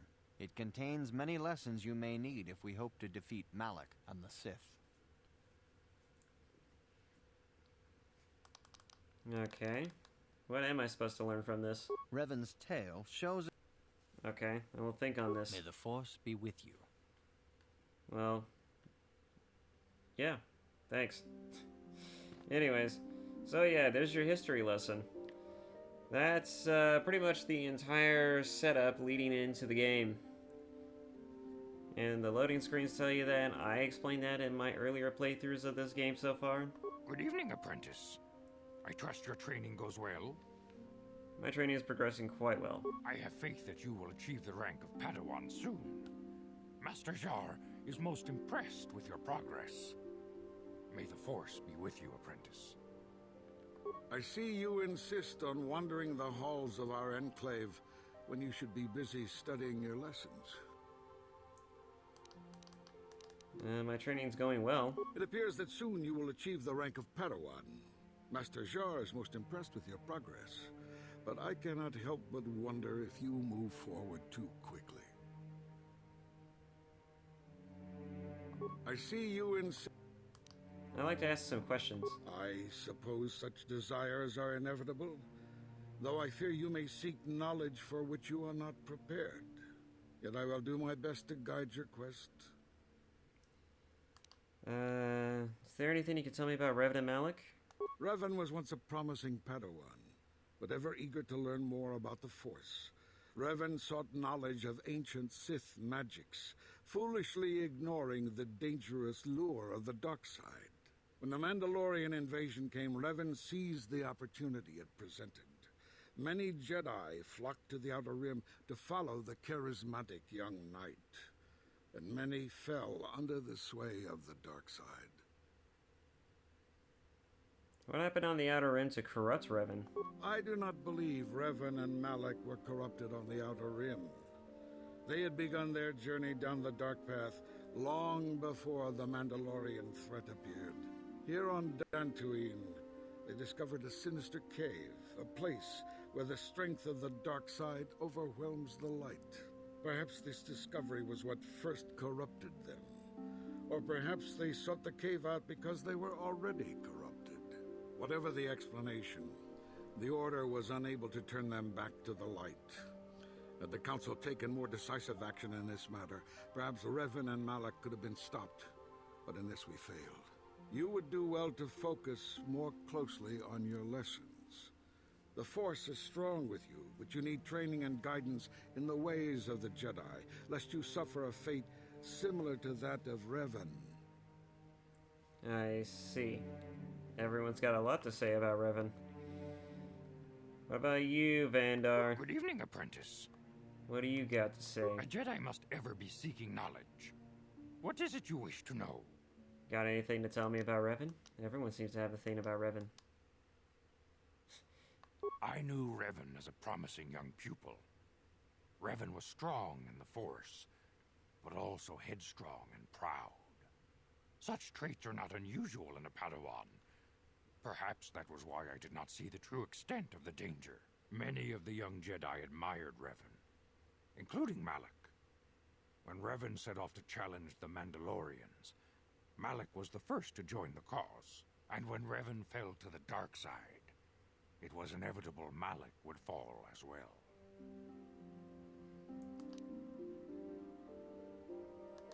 So, are you saying Revan was responsible for Malak's fall?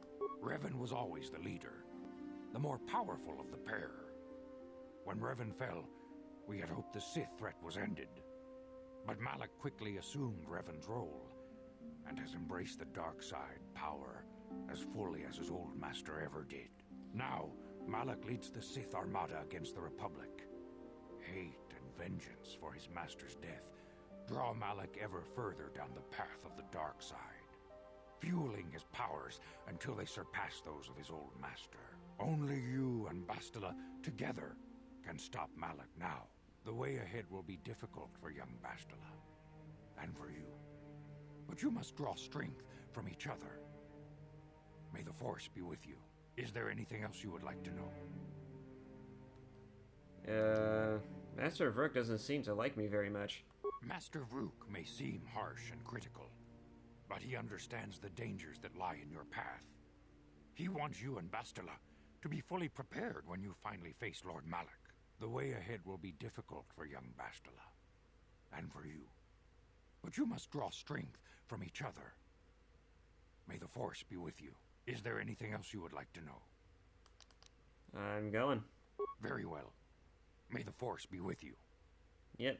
Just keep saying that. It'll definitely not get old after a while.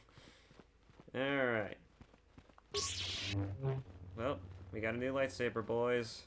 And we're about ready to go take down this last trial. This third and potentially last trial. Greetings, apprentice. Though I understand you shall not have that lowly title much longer. Master Jar tells me that your progress has been remarkable. Soon he feels you will attain the rank of Padawan. Then you will truly be a full-fledged Jedi. How are you enjoying your training?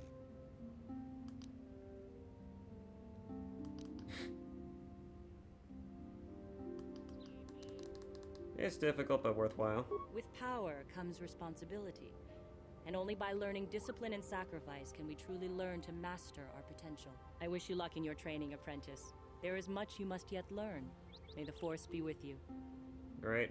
The Council has decreed you may come and go as you please. And I guess we won't be getting Bastila to join our little conquest. If I remember correctly, she doesn't join us until after the little trial that we're gonna go through. It is good sometimes to stop and reflect on the beauty of nature and the Force. I am sorry. I tend to get carried away. I do not believe we have met, apprentice. My name is Nemo. Is there something I can help you with?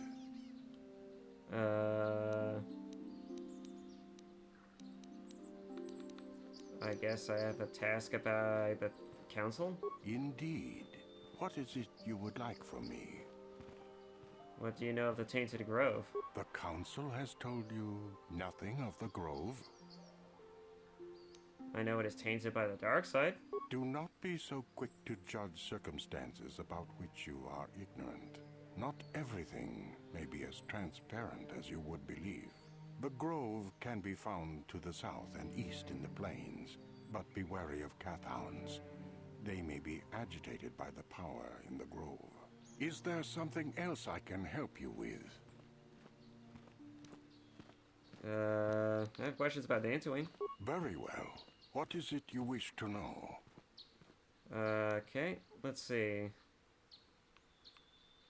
Master Zara said there are caves on Dantooine with lightsaber crystals. Ah, yes, those caves. Those caves are dangerous for the unwary. Kinreth spiders infest the places. They are attracted by the colors and heat given off by the crystals, I think. It is a pity. Those caves are strong with the Force. Is there something else I can help you with? Nope.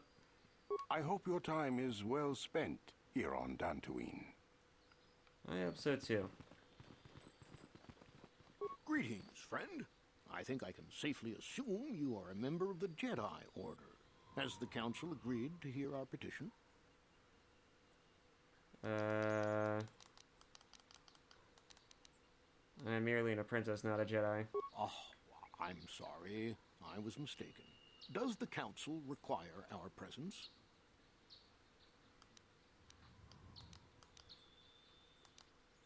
I'm sorry, I don't know. Oh, I see. I am mistaken. How may I be of assistance? Who are you? My name is Gar. Me and my fine wife, Rilke, here, A pleasure. live on one of the northern farms. But the Kath Hounds and the Mandalorian problem has been getting really bad of late, and we're here to ask the Jedi Council to help. I think you should also ask them to help you with the strangeness of your face, good sir. It's very inhuman. Mandalorians? Here? Ever since the Republic beat them years ago, little groups have been roaming all over the place. With the Sith invasion, the Republic doesn't have the manpower to hunt them down. The Jedi are even worse off because Malik has been hunting them specifically. They're worried that he might even be supporting these raiders, so don't want to face them directly. That puts us in a kind of hard situation. Is there anything else I can help you with? Nope. Farewell, then. May the Force be with you. Is that how it goes? Yes. May the Force be with you. Okay. Are you a Jedi? How long can you people continue to sit by and claim you protect us? Protectors. Ha!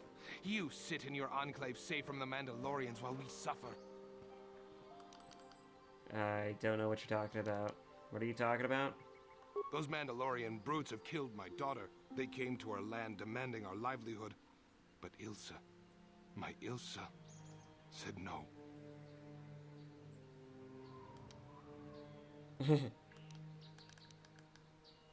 They killed her? There was nothing I could do. Too many of the Mandalorians and their Duros allies. I've come here to ask you, please, Master Jedi, stop these raiders and get revenge for my daughter.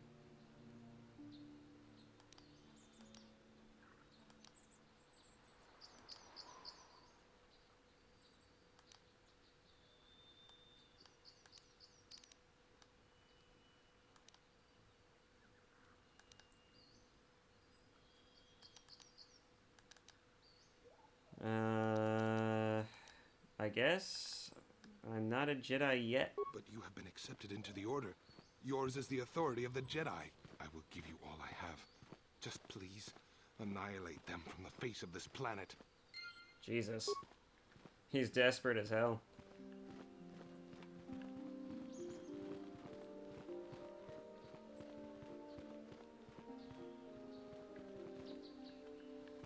Alright.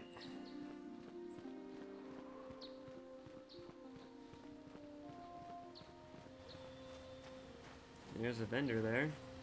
Greetings, young Jedi. I wonder if you could assist me. I seem to have lost my companion, you see? Your companion? We were working on my farm to the north of here. I was working in the garden outside, and he was working inside. I heard the door to the house open, but not close. I went to see and found it wide open. I searched everywhere and could not find him. I worry so much. I need him back so badly. I wonder if he... Could he have been kidnapped? I mean... Does anyone hold a grudge against him? Not that I know of. None of my neighbors really know he's there. Maybe it was the Mandalorians. Or maybe Kath Hounds. But no, Kath Hounds are not intelligent enough to open doors. Although they have been more vicious lately. No, it must have been someone who could open the door by himself. Come to think of it, the door was locked. Could someone have bypassed the lock? No, the door was undamaged and showed no signs of tampering. Could it have been opened from the inside? Well, yes, it could have, but he had no reason to run away. His programming... Programming? Your missing companion is a droid? Well, yes, he is a droid, but he is very valuable to me all the same. He's the last piece of my poor passed-away husband that I have left. He is very dear to me, my precious is. I don't know what I'd do without him. He's the only companionship I have on all of Dantooine. You live alone with this droid?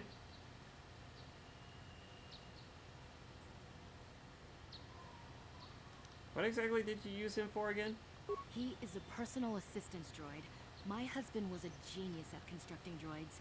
He made this one capable of taking care of me for the rest of my life. As the last legacy of my husband, for my own personal ease of mind, I need him back. His absence gnaws at me like a gaping wound. Wow, she really misses her droid, doesn't she? Please, I beg of you, return my droid to me.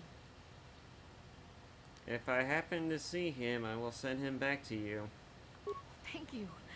Thank you, Master Jedi. If you find him, please send him home to me. I need him so much. Jesus. Why do I get the feeling this droid isn't some usual run-of-the-mill droid, but it's something far worse? It's something far worse.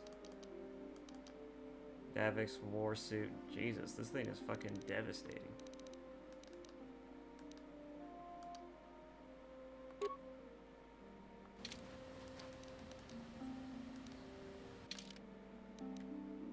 Alright.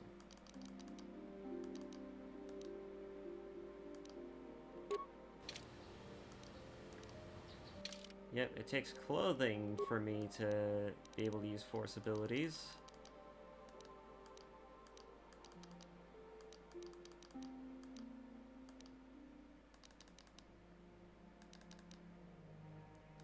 I don't really have much else in terms of abilities anyways, but...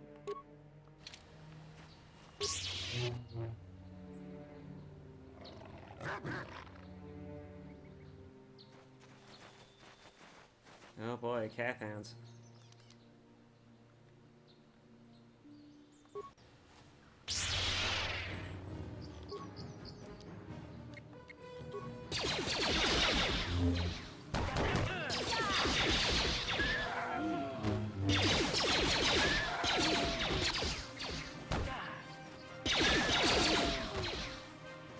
And dead.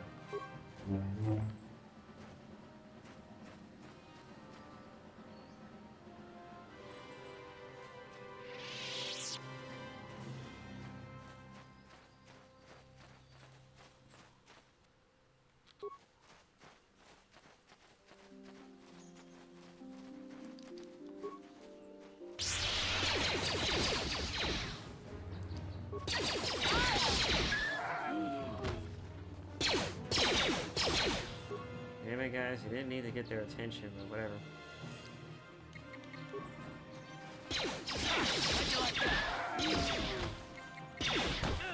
That hurt, I bet. Take that!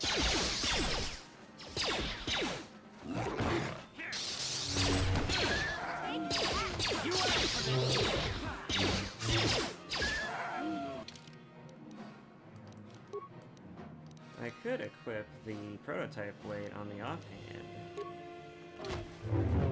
Since I do have that balancing thing going, I might be able to use it more effectively now.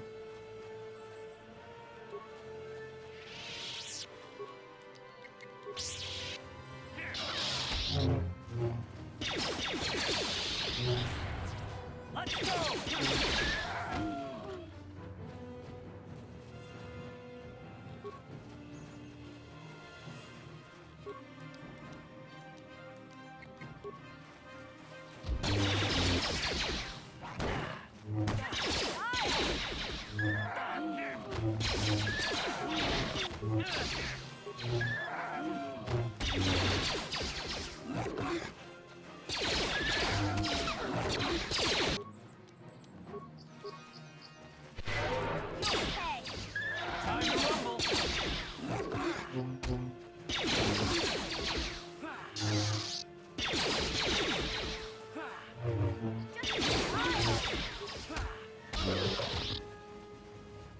Alright. So far, so good.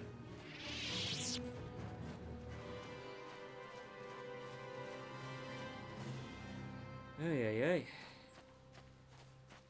It's getting kinda late, but it's fine. We're making some decent progress.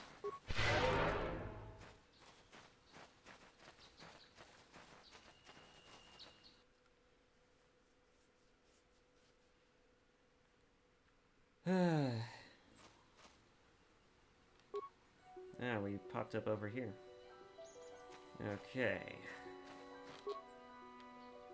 Most enemies will be fighting are Cathans and all kinds of shit.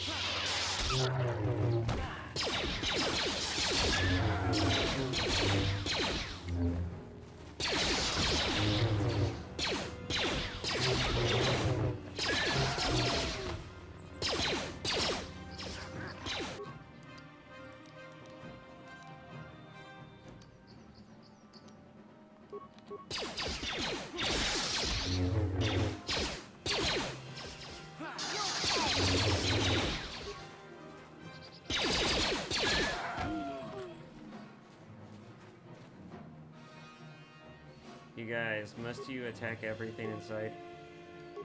Kind of running low on some meds here. Well, I mean, not really meds, but force. I'm actually already pretty much empty on force.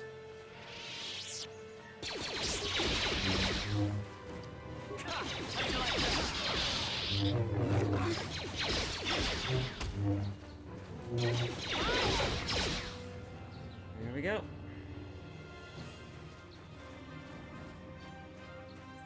And there's nothing to pick up.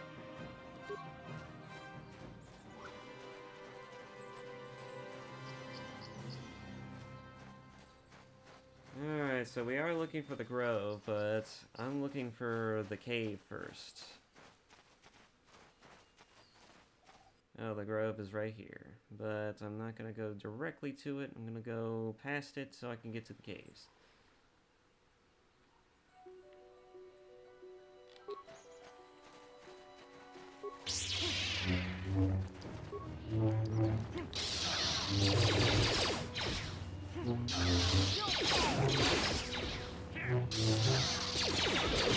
Let's go! And those flurries. Oh, for God's sake.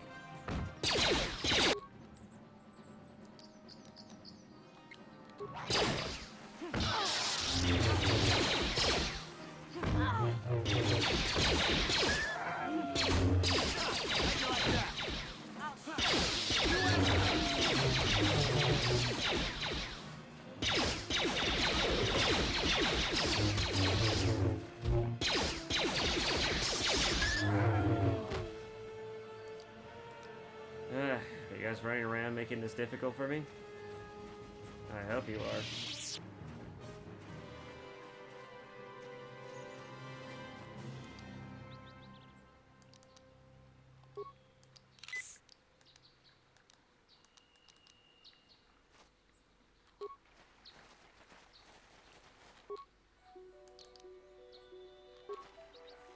Alright.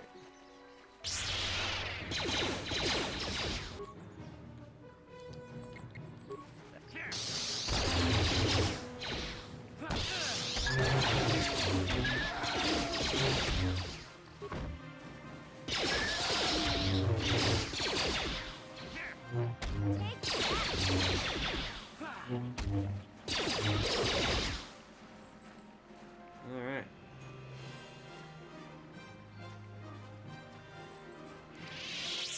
So far, so good. We're making some decent progress. It's already been 3 hours and almost 30 minutes into the video. I'm not sure I don't think I'm gonna cut it here quite yet. I'll probably cut it when we get to the cave. Probably don't need to keep stabbing myself with med packs.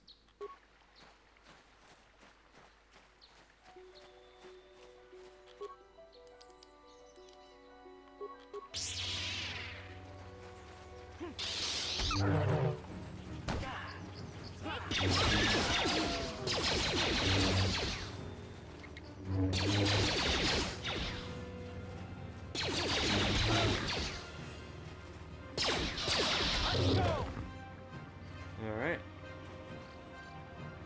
We're just gonna plow right through them. Oh, there's some Mandalorians.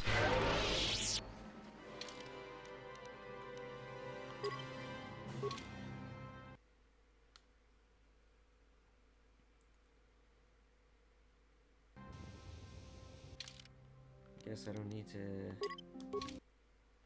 use my meds here.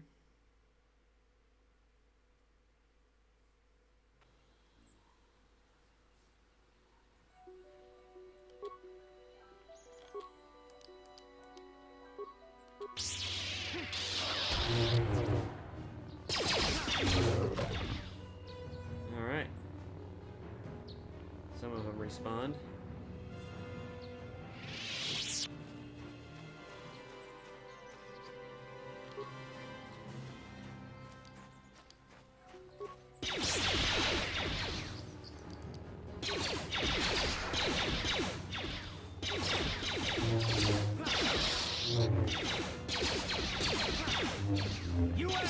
Really? Thanks for covering my ass, guys. Character did not want to do what I wanted him to do.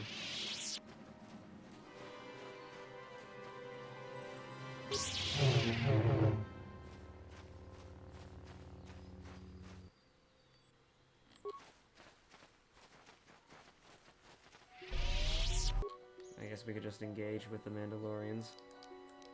Oh, of course he turns on a ray shield.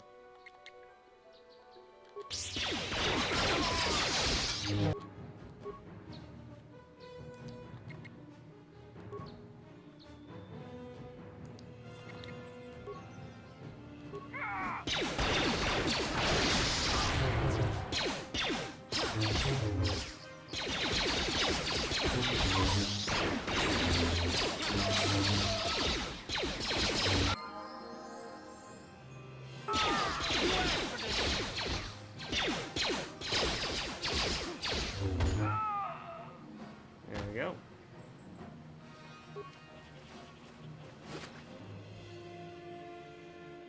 Vibro double-bladed.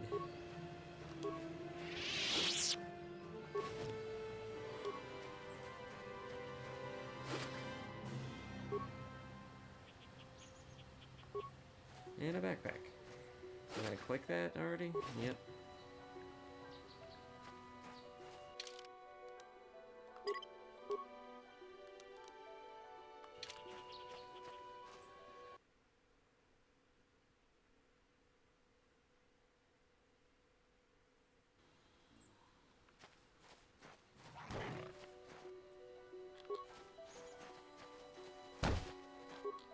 Oh boy.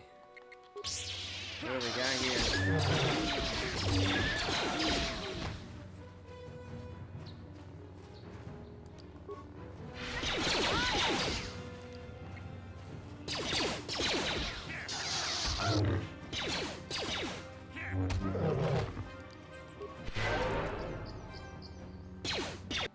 God damn it, mission.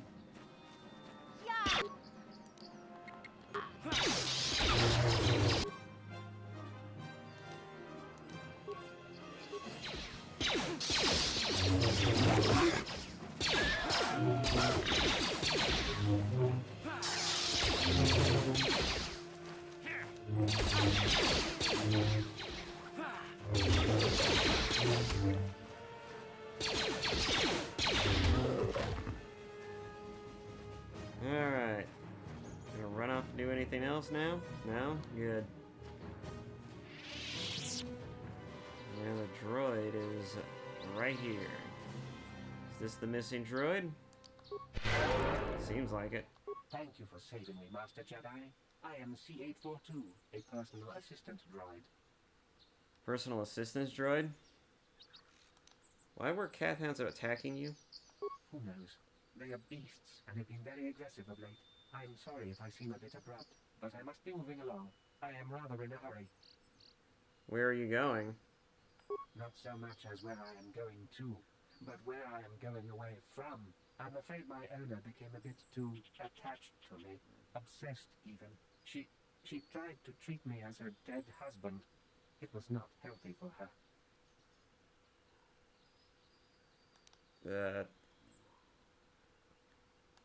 Is she crazy? She is obsessed. She rarely sees other people and appears to be fixated on me as her husband. She was becoming more and more insular. I thought it best that I leave. She may meet other real people this way. In fact, that was the reason I came here and sought out those cat hounds.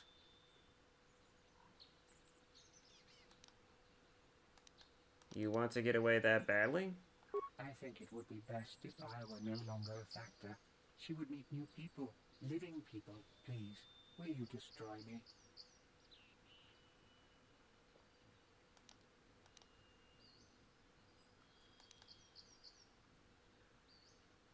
I mean, I mean, in any other circumstance, I'd probably just tell you that this is a poorly thought out idea. But, no, you should go, you should go back to her. But why?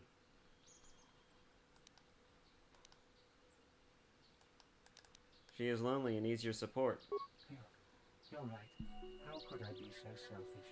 I must not think only of myself, but of how it affects her. She must be frantic, and if she lost me, she'd be devastated. I must return, though. It is my duty. Okay. Hopefully that was the right decision.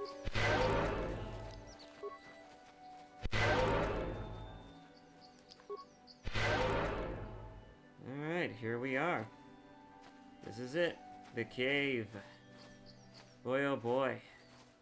Well, we solved one side quest and killed one group of Mandalorians on our way here. Alrighty. But yeah, so far so dandy. We escaped from Taris, made our way to the Jedi Enclave here on Dantooine, and now we are trained into the Jedi ways. We are truly moving up in the world. Now, that being said, I guess I can cut the video here. I don't want to get up tomorrow. Anyways, thank you all so much for watching. Truly. And thank you for potentially sticking around past the 10-15 minutes in this video. First 10-15 minutes of this video, I was kind of irritated by today's events. So I'd appreciate it if you actually stopped and bothered to listen, or not. I don't care. It doesn't matter to me. It was just a way for me to vent, I suppose. I don't know. Probably shouldn't do that on this channel, but you know what? If it makes for something interesting or relatable to you guys, that's fine by me. But yeah, I will cut the video here. Thank you all so much for watching, and I will see you in the next one. Bye-bye.